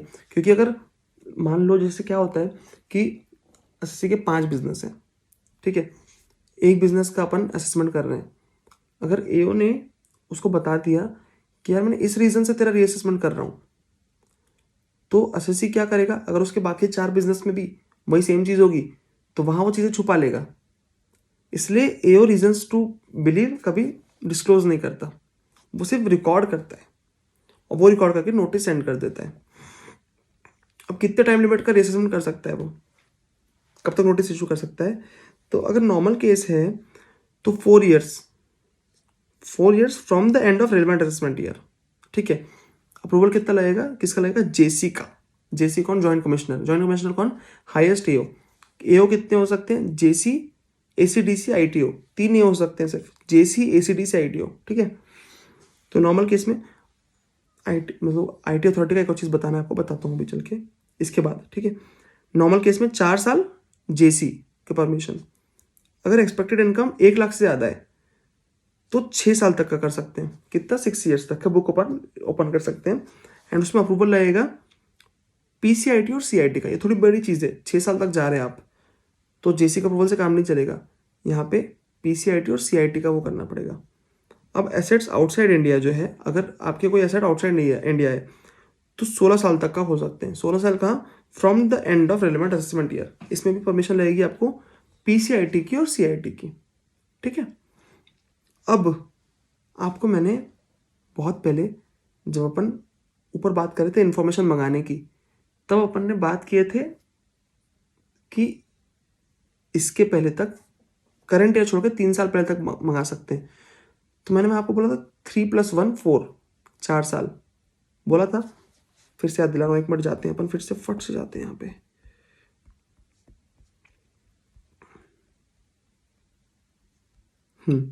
यहाँ देखो, यहाँ मैंने आपको बताया था कि करंट ईयर छोड़ के प्रीवियस 3 ईयर्स की, मतलब 3 + 1 4 ईयर्स की अपन बुलवा सकते हैं इन्फॉर्मेशन। तो 4 ईयर इसलिए है यहाँ पे क्योंकि यहाँ पे भी वही है, मतलब नॉर्मली अपन जब रीअसेसमेंट भी करते हैं ना, तो नॉर्मल केस में हम 4 साल तक की इन्फॉर्मेशन मंगा सकते हैं। तो ये 4 साल इसलिए यहाँ पे भी वैसे ही, 4 साल वहाँ पे भी वही दिया है। तो सब चीज़ का एक बेसिक, मतलब हर चीज़ के पीछे रीज़न है, इसके टैक्स में जो भी चीज़ें बनी है उसके पीछे रीज़न है, और मैं सब रीज़न बताऊँगा आपको। हर चीज़ क्यों बनी है, किस लिए बनी है, मैं सब बताता हूँ। एकदम प्रैक्टिकली पढ़ते अपन, बहुत इन डेप्थ में, बहुत कम टाइम में, क्योंकि थोड़ा एडवर्टाइजमेंट कर रहा हूँ, बता रहा हूँ मेरे बारे में कि मैं, आपने अभी तक जो डीटी के टीचर्स देखे हैं उन वैसा बिल्कुल भी नहीं हो, ट्रेडिशनल टीचर्स ऐसा बिल्कुल भी नहीं हो। मैं आपके बीच में से हूँ, बहुत इनोवेटिव हूँ, बहुत यंग हूँ, और मुझे पता है कि स्टूडेंट्स को कहाँ दिक्कत जाती है, कैसे पढ़ना है और कैसे निकलना है। तो मैं वैसे ही पढ़ाऊँगा जैसे आपको चाहिए, एकदम इनोवेटिव, एकदम स्मार्टली पढ़ेंगे अपन, स्मार्ट नोट्स, स्मार्ट रिविजन। तो बताना अपने दोस्तों को, ठीक है। ठीक है, चलो, भटक गया था मैं रास्ते से। तो टाइम लिमिट क्या है, नॉर्मल केस में 4 साल जेसी, एक्सपेक्टेड इनकम अगर 1 लाख से आता है तो 6 साल। परमिशन किसकी, 151 में अप्रूवल ले रहे हैं अपन इसमें, पीसीआईटी, सीआईटी और 80,000 का आउटसाइड इंडिया 16 साल। इसमें PCIT CIT की परमिशन ले रहे हैं, ठीक है। अब इसके बाद 150 है सेक्शन, बोलता है कि अगर असेसमेंट हो रहा है by the order of court और ट्रिब्यूनल तो उसमें कोई टाइम लिमिट नहीं है, कितने साल के भी निकाल सकते हैं चीज़ें।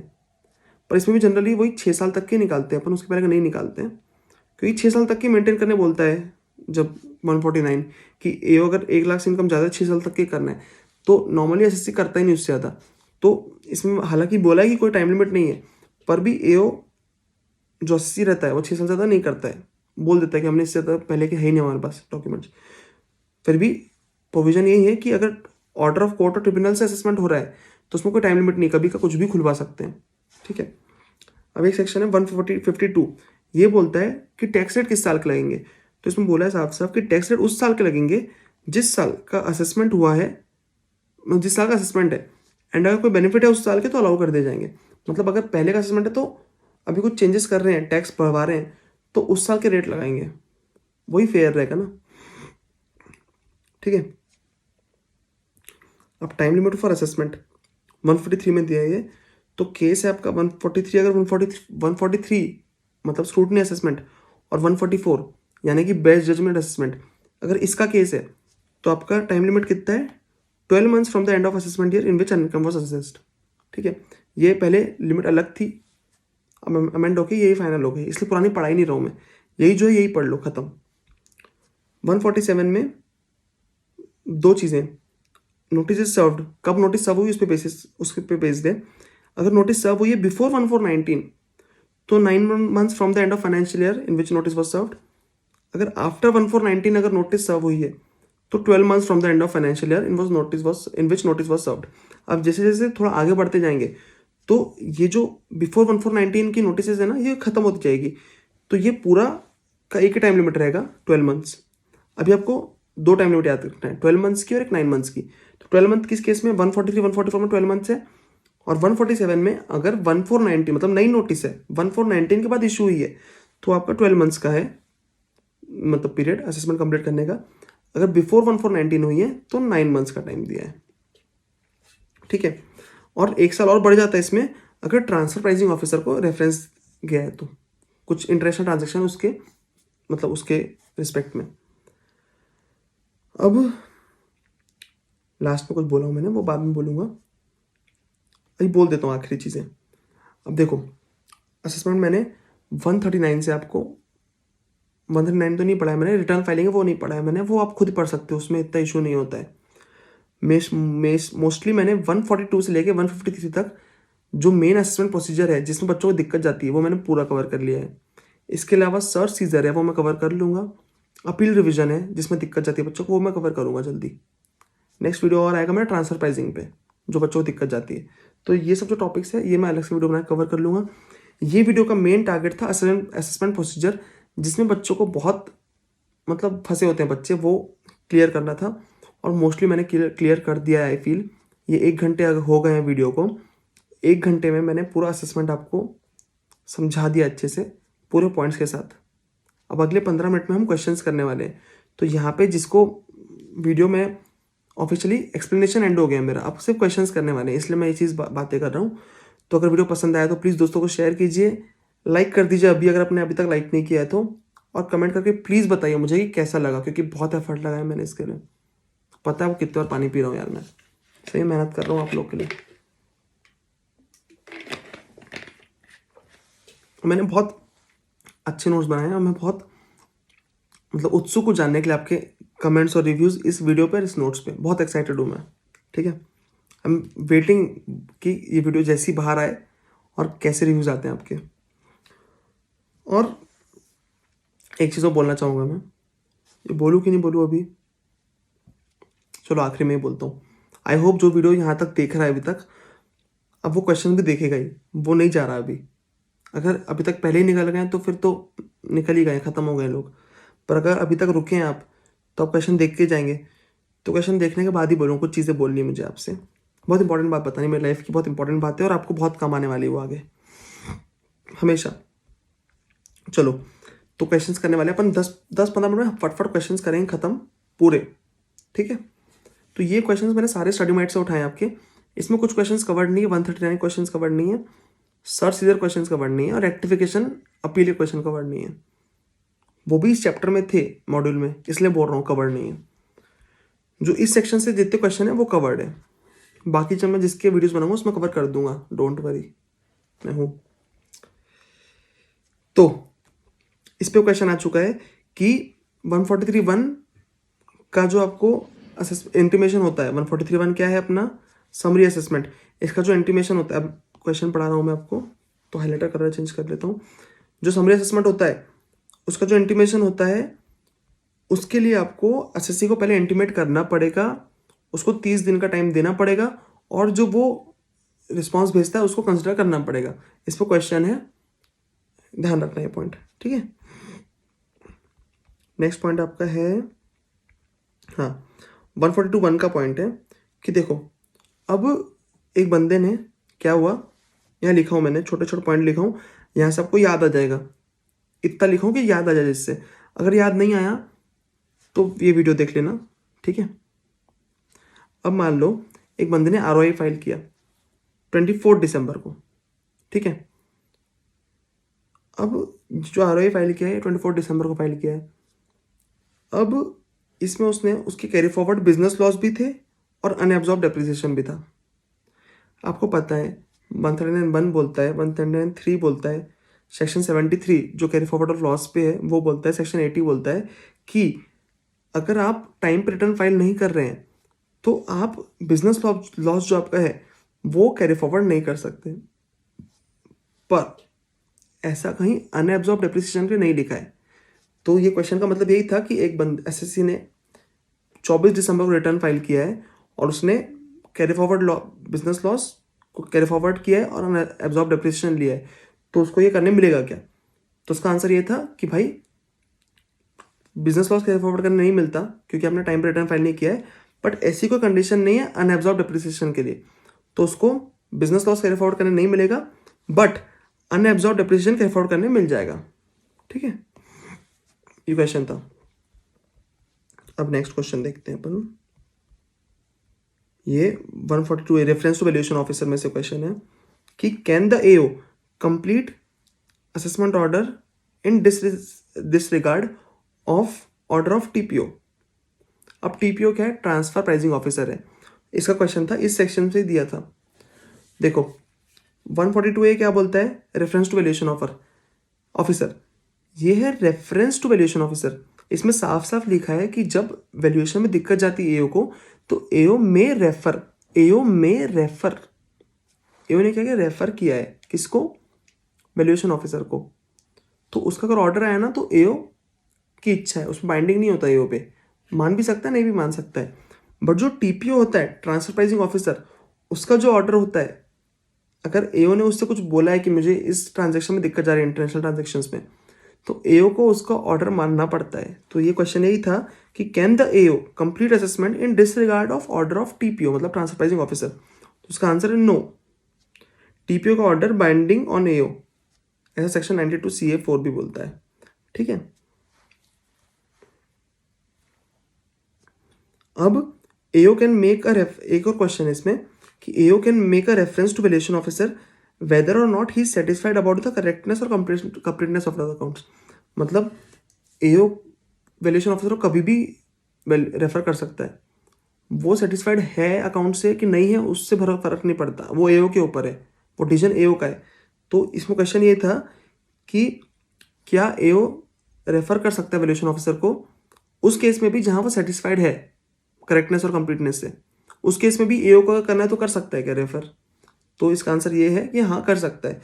AO can refer any time whether he satisfied और नॉट ही सेटिस्फाइड, वो कर ही सकता है। ये आंसर था उसका।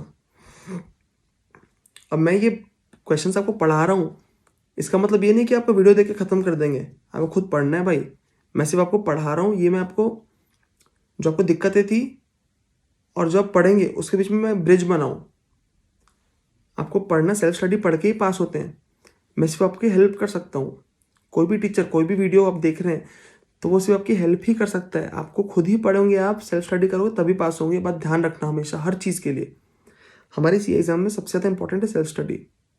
वी कैन ओनली हेल्प, उससे ज़्यादा कुछ नहीं कर सकते हम, पास नहीं करा सकते आपको, पास आपको खुद ही करना, खुद ही होना पड़ेगा। तो जो टीचर से क्लेम करते हैं ना मैं मेरे बच्चे पास हो रहे, मेरे कारण मार्क्स आए, तो वो टीचर कुछ नहीं करता, उसमें बच्चे पढ़ के पास होते हैं। टीचर बस हमेशा हेल्प करता है। मोस्टली टीचर्स क्लेम नहीं करते कि हमारे बच्चे ये लेके आए, हमारे बच्चे हमारे कारण पास हुए, क्योंकि हर टीचर को पता होता है कि मैंने सिर्फ पढ़ाया हूँ, मैंने सिर्फ हेल्प किया हूँ। वो जो बच्चे के मार्क्स आए उसकी खुद की मेहनत से आते हैं, खुद की पढ़ाई से आते हैं हमेशा। ठीक है, अब ये क्वेश्चन नेक्स्ट है आपका स्पेशल ऑडिट में से कि OOBH देना पड़ता है बिफोर ऑडिट। ऐसा क्वेश्चन आया था कि एक बार क्या हुआ, AO ने बिना OOBH मतलब बिना अपॉर्चुनिटी ऑफ बीइंग हर्ड दिए स्पेशल ऑडिट करा लिया, तो ऐसा चलेगा क्या? ऐसा नहीं चलेगा। ठीक है, इसमें एक ही क्वेश्चन आया है। अब 143(2) की नोटिस के ऊपर क्वेश्चन है 2-3। देखो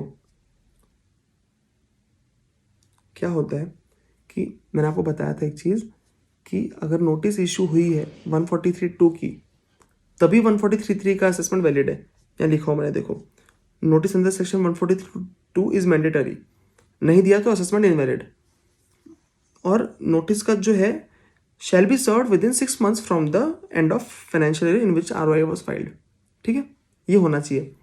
मान लो 6 महीने के अंदर नहीं हुआ, AO ने 8वें महीने में किया, ठीक है, पर असेसी ने क्या किया, उसको नोटिस आई, उसने देखा नहीं उस टाइम पे कि यार कब के है, मतलब 6 महीने हो गए कि नहीं हो गए। असेसी के पास नोटिस आई, वो डर गया, उसने CA के पास गया, भैया नोटिस आई है। अब CA भी नहीं देखा कितना टाइम हो गया, वो डरा हुआ था इससे, तो बोला चलो ठीक है इसका रिप्लाई कर देते हैं। तो नोटिस कब तक आ जानी चाहिए थी? 6 महीने तक आ जानी चाहिए थी, पर कितने टाइम हो गया? 8 महीने हो गए हैं, अभी नोटिस आ रही है। पर AO ने क्या किया, अस्सी ने क्या किया कि कॉपरेट कर लिया, अपीयर कर लिया। तो फिर बाद में अगर 80 को याद आता है, अभी यार ये डेट देखा, अस्सी ने देखा, मतलब 80 नहीं देखता, 80 तो कुछ देखता ही नहीं है। अपन CA लोग होते हैं, अपन ही देखते हैं। आप CA बन जाओगे अभी CA, क्योंकि आप पढ़ रहे हो ना, अभी अच्छे से बन जाओगे, पक्का बन जाओगे। तो आपने मेरे से पढ़े हो, तो आपको याद है कि 6 महीने के अंदर सर्व करना पड़ता है। आपने देखिए 8 महीने के अंदर सर्व किया है, तो आप क्या बोलोगे? अब आप बोले जाओगे AO को कि भाई तुमने 8 महीने के अंदर सर्व किए थे। AO बोलेगा पर तुमने तो कॉपरेट किया ना मेरे साथ, तुमको मैंने भेजा था नोटिस, तुमने रिप्लाई कर दिया ना। अब इनवैलिड नहीं हो सकता भैया, अगर तुम पहले बोलते तो इनवैलिड कर सकते थे। तो ये वही क्वेश्चन था कि अगर टाइम बाद नोटिस का असेसी ने रिप्लाई कर दिया और कॉपरेट कर लिया और अपीयर कर लिया प्रोसीडिंग में, तो फिर बाद में ऑब्जेक्शन नहीं उठा सकता। अब तूने कॉपरेट कर लिया ना, मतलब सही हो गया वो, अब now you can not object. ठीक है, मतलब स्वाभाविक सी बात है, एकदम लॉजिकल बात है ये, इसलिए ऐसा क्वेश्चन है, ये पॉइंट है। अब एक और क्वेश्चन था कि 143(2) की नोटिस इशू हुई है, उसके बाद भी 143(1) मैंडेटरी है, मतलब 143(2) की नोटिस इशू हुई है, तब भी जो आपका समरी असेसमेंट है 143(1) का, वो मैंडेटरी है ही, उसके बिना कुछ आगे नहीं बढ़ सकता। ठीक है, अब 143(3) आपका रेगुलर असेसमेंट है, उस पर कुछ क्वेश्चन है। पहला क्वेश्चन आपका टीच फॉर एजुकेशन का मॉडल का पहला ही क्वेश्चन था। अब देखो, मैंने आपको बताया था कि जो ट्रस्ट वगैरह होती है उसका एग्जामिशन अगर डिनाई करना है AO को 143(3) में, वो तो कर सकता है। ठीक है, तो ये पढ़ो, पॉइंट पढ़ के सुना रहा हूँ। इसमें क्वेश्चन ऐसा आया था कि अस्सी ने क्या किया कि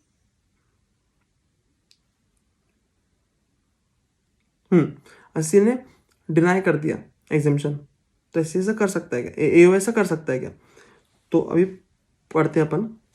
It is obligatory for research associations and other institution exempt under clauses ये सब clause ये of clause 23C of section 10 to file their returns of income, मतलब इनको return of income file करना ही है अपना।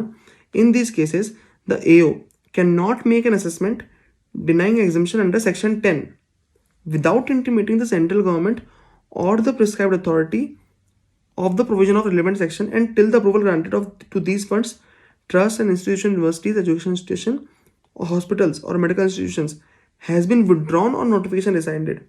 मतलब AO के पास मतलब पावर तो है कि वो रिजेक्ट कर सकता है, एग्जामिशन डिनाई कर सकता है, पर कब तक नहीं कर सकता? जब तक उसने ऐसा इंटीमेट नहीं किया है सेंट्रल गवर्नमेंट को और ये जो अप्रूवल इनको ग्रांट हुआ है ये उनसे छीना नहीं जा सकता तब तक। मतलब जैसे एओ के पास ये ट्रस्ट फर्स्ट का एओ ने कर रहा है असेसमेंट, उनने देखा कि भाई ये इनको डिनाई करना पड़ेगा, ठीक है। तो अब डिनाई करना है एओ को, तो एओ पहले सेंट्रल गवर्नमेंट से परमिशन लेगा, ठीक है। सेंट्रल गवर्नमेंट परमिशन देगी, उसके बाद इनका ये जो मतलब इनको जो अप्रूवल मिला हुआ है, एग्जाम्पशन मिला हुआ है, वो विड्रॉ होगा, उसके बाद एग्जाम्पशन डिनाई कर सकता है कौन, एओ, वाइल डूइंग असेसमेंट। और इसमें पूछा था क्वेश्चन में सेकंड पॉइंट कि टाइम पीरियड क्या रहेगा। तो time period for completing the assessment in such cases will exclude the period between the date on which the assessing officer gives the intimation of default and date on which copy of order withdrawing the approval is received by the AO. मतलब जब एओ ने government को मतलब intimate किया कि ऐसी दिक्कत है, इनका वापस छीनो आप अप्रूवल, तब से लेके जब तक अप्रूवल छीना गया तब तक का पीरियड जो है वो हटा दिया जाएगा आपके असेसमेंट के टाइम में से, ठीक है। बहुत लॉजिकल सी बात है। ये क्वेश्चन था 143 में। मोस्टली आप क्वेश्चन 147 रीअसेसमेंट में से आते हैं, ठीक है। अब इसमें बहुत और बेसिक क्वेश्चंस भी थे, पर वो मैंने कवर नहीं किया क्योंकि वो उसके पॉइंट्स मैंने कवर किए हैं ऑलरेडी, तो वो तो साथ में पढ़ा ही दिया मैंने आपको। तो अब देखो, अब एक क्वेश्चन था कि असेसमेंट कंप्लीट हो गया, बट जो ऑडिट, एक रेवेन्यू ऑडिट टीम थी, ठीक है। रेवेन्यू ऑडिट टीम को एक ऑडिट ऑब्जेक्शन आया कि इंटरेस्ट को डिसअलाउ करना चाहिए। तो अपन ने क्या पढ़े थे, नॉट रीजंस टू बिलीव में, कि आपका जो चेंज ऑफ ओपिनियन है या फिर आपका जो क्या बोलते हैं reopening can not be done on the basis of audit objection, ये चीज़ के बेसिस पे रीओपनिंग नहीं हो सकती, तो ऐसे चलेगा क्या, नहीं चलेगा। तो वही क्वेश्चन में था, क्वेश्चन में ये था कि ऑडिट ऑब्जेक्शन है रेवेन्यू ऑडिट टीम को कि आपका जो इंटरेस्ट है वो डिसअलाउ होना चाहिए, तो ऐसा होगा क्या। तो अपना आंसर है नहीं चलेगा, ऐसा नहीं चलेगा, ऐसा नहीं हो सकता। 147 में साफ साफ बोला हुआ है चीज़। अब उसमें क्वेश्चन में ये भी पूछा था कि अगर ऐसा नहीं चलेगा तो जो ऑडिट टीम है उन पास ऑप्शन क्या है, ठीक है। तो उनके पास ऑप्शन है 263 का रिवीजन, मतलब वो कमिश्नर के पास जाएं और कमिश्नर को बोले कि ऑर्डर रिवाइज करो।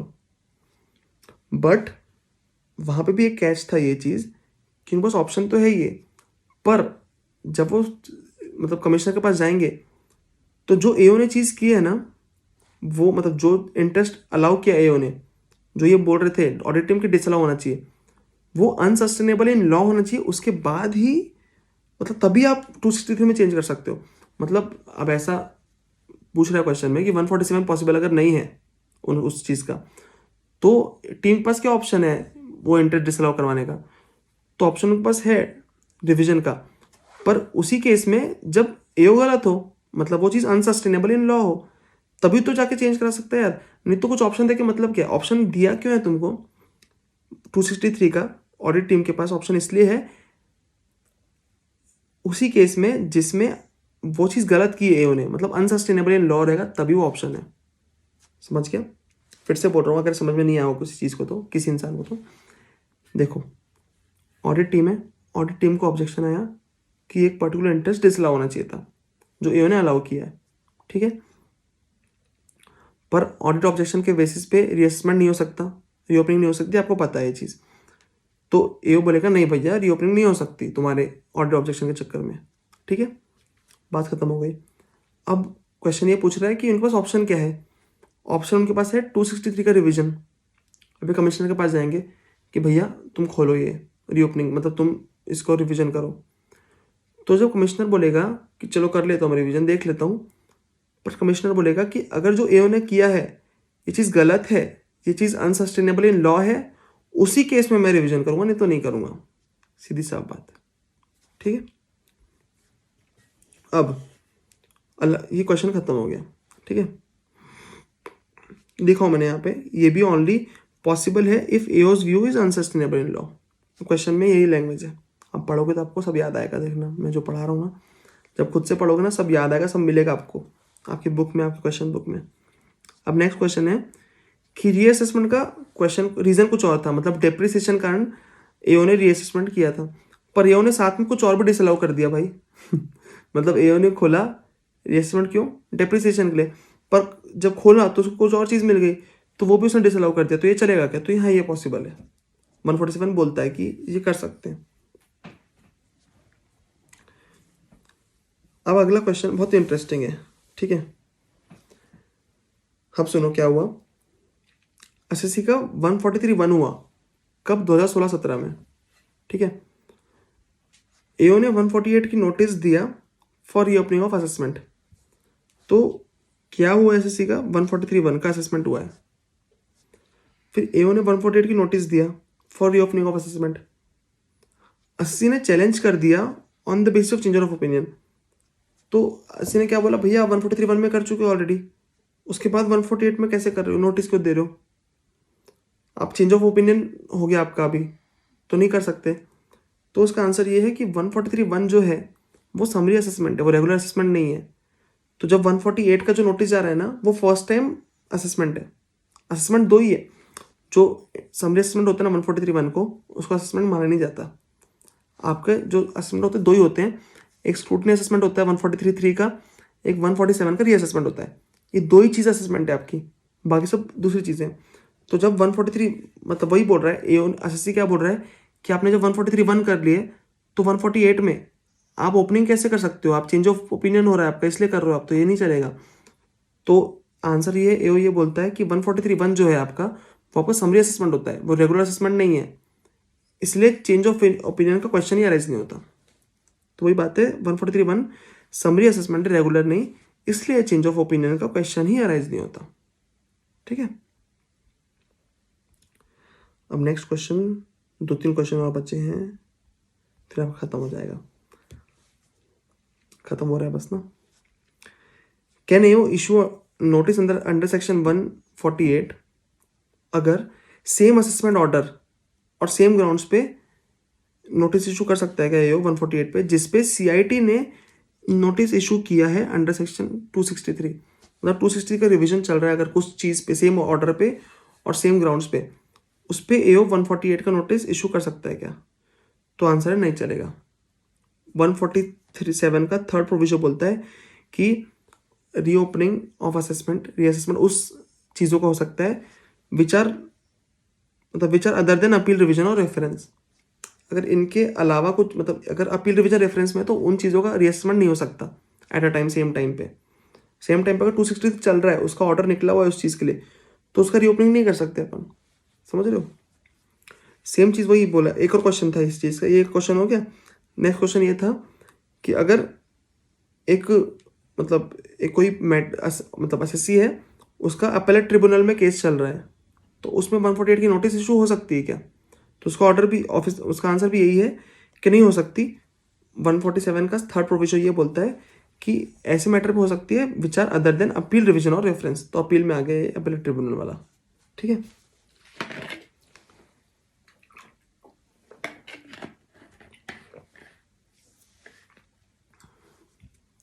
चलो अब लास्ट क्वेश्चन बचा आपका, इस सेशन का लास्ट क्वेश्चन है ये, और सबसे लास्ट है, सबसे अलग क्वेश्चन है, बहुत अच्छा क्वेश्चन है। आप समझो ये बात कि एसएससी ने फर्स्ट फॉरेन एसेट लिया 2009 में, जुलाई 2009 में, ठीक है। अब एसएससी को 2020 में ना नोटिस सर्व हुई है 148 की, 19 में हुई है। तो आपको पता है अगर एसएससी के पास फॉरेन एसेट है तो रीअसेसमेंट कितने साल का हो सकता है? 16 साल का है, 16 साल का हो सकता है ना बेटा, यहाँ देखो ना, अगर एसेट आउटसाइड इंडिया कोई है तो 16 साल का हो सकता है। ये पढ़ाया भी मैंने, आपको पता भी होगा, ये चीज़ याद भी होगी आपको खुद ही। तो तो अब जहाँ पे 148 की मतलब फॉरेन एसेट है, वहाँ 16 साल का रूल अप्लाई होता है, ठीक है। तो अब एसएससी क्या बोलता है कि इनका जो असेसमेंट है ना, हम 8-9 से लेके 19-20 तक करेंगे पूरा, मतलब 12 साल का।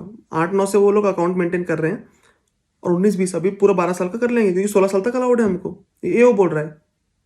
इतने साल का नोटिस दिया, पर एसएससी से मान नहीं रहा है कि नहीं ऐसा नहीं चलेगा। तो ऐसा क्यों नहीं चलेगा?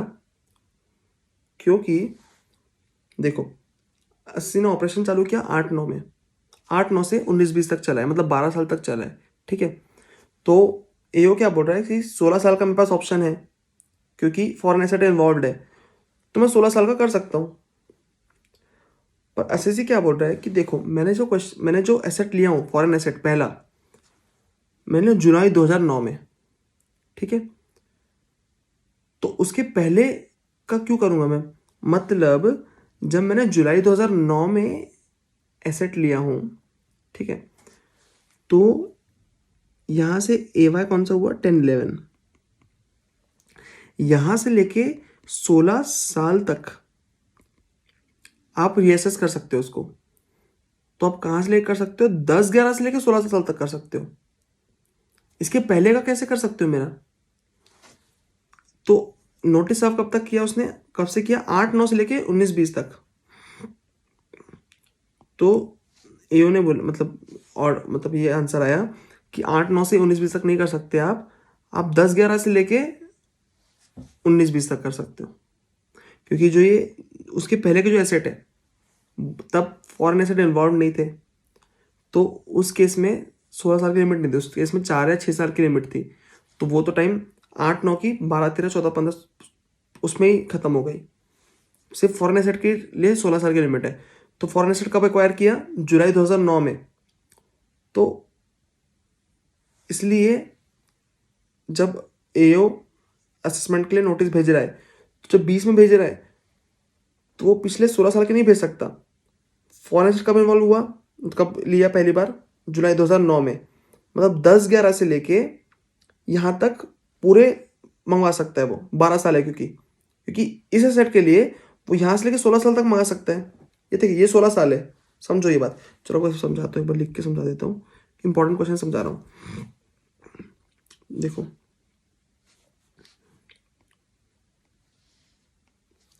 ये 8-9 है, ठीक है, यहाँ पे इनका बिजनेस चालू हुआ, ठीक है, ये जुलाई 2009, बहुत गंदी राइटिंग बन रही है, सॉरी, जुलाई 2009, यहाँ पे उनका फर्स्ट फॉरेन एसेट एक्वायर हुआ, ये 19-20, ठीक है। जब यहाँ एओ नोटिस यहाँ पे इशू कर रहा है, तो ये बोलता है मैं 16 साल तक कर सकता हूँ, क्योंकि फॉरेन एसेट इन्वॉल्व है, ठीक है। पर 16 साल तक करने जाएगा ये, मतलब ये पूरे 12 साल की कर सकता है, मतलब ये एओ बोल रहा है, ठीक है। बट मेरे को बताओ, ये जो 8-9 है, जब 8-9 का जो रिटर्न फाइल हुआ होगा, तो इस टाइम फॉरेन एसेट इन्वॉल्व थे क्या? नहीं थे। तो इसका सेटलमेंट कब तक हो सकता है? 4 या 6 साल तक। क्यों? क्योंकि इसमें फॉरेन एसेट इन्वॉल्व नहीं थे, तो ये यहीं तक हो सकता है, 4 या 6 साल तक, ठीक है। जुलाई 2009 में फॉरेन एसेट इन्वॉल्व हो गए, तो ये कब तक हो सकता है? ये 16 साल तक हो सकता है, ठीक है। तो जब 19-20 में ये मंगा रहा है, तो ये सिर्फ मतलब 8-9 के जो रिटर्न्स थे उसका टाइम तो यहीं खत्म हो गया ना। अब इसके ये यहाँ नहीं मंगा सकता, ये तो यहीं खत्म हो गया, यहीं तक मंगा सकता था। बट जो जुलाई वाला है, जो मतलब जो फॉरेन एसेट है, उसके लिए मंगा सकता है। तो अकाउंट्स कब तक खोल सकता है? कौन? एओ। ये 19-20 से लेके 10-11, एवाई 10-11 तक ही खोल सकता है। ये जो बीच का पॉइंट है ना, यहीं का खोल सकता है। आई होप आपको ये समझ में आ गया होगा क्वेश्चन। अगर नहीं समझ में आया होगा तो आप मुझे पर्सनली कांटेक्ट कर सकते हैं, मेरा कांटेक्ट नंबर डिटेल्स दिए हुए हैं। इस पूरे यहाँ अपना एंड हो गया है, इस पूरे इसमें कोई भी डाउट होगा तो आप मुझे कभी भी कांटेक्ट कर सकते हैं।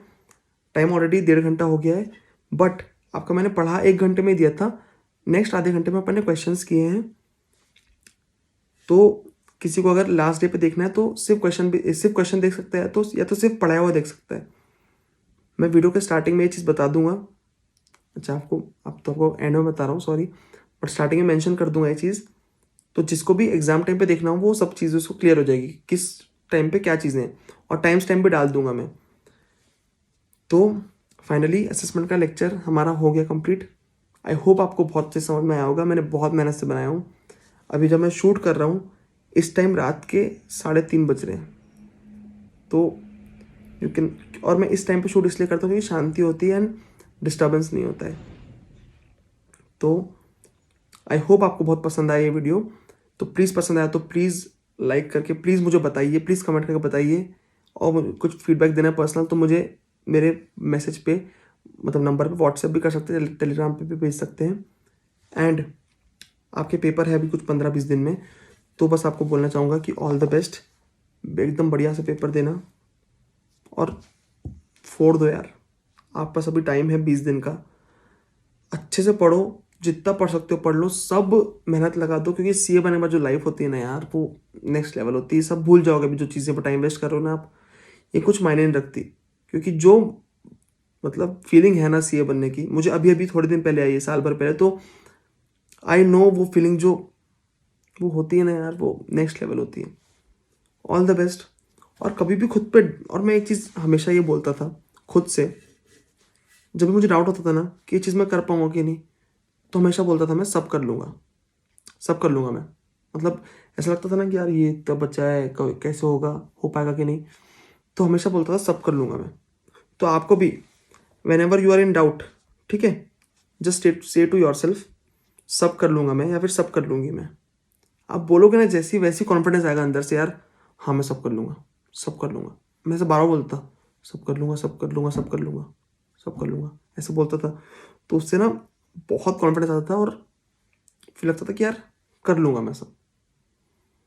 तो ये मेरा, मैं इसको ट्रेडमार्क मतलब इसको पेटेंट करा लूँगा थोड़े टाइम में कि ये मेरा खुद का स्लोगन है, हमेशा से लेगेसी स्टेटमेंट है मेरा ये, कि जब भी मैं डाउट में होता हूँ तो मैं ऐसा लगता है कि यार क्या करूँ, फिर ऐसा लगता है एकदम से नहीं मैं सब कर लूँगा।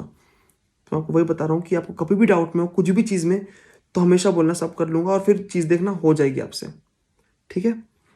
तो ऑल द बेस्ट। ये नोट्स आपको टेलीग्राम पे मिल जाएंगे, और जो भी डाउट होगा आप मेरे से पूछ सकते हैं। बहुत मेहनत से नोट्स बनाए, प्रिंट कर लेना, बहुत मज़ा आएगा इसमें। आपको चीज़ें याद हो जाएगी। ये सेक्शंस 142 से 143 तक आपको आज के बाद डाउट नहीं आएगा।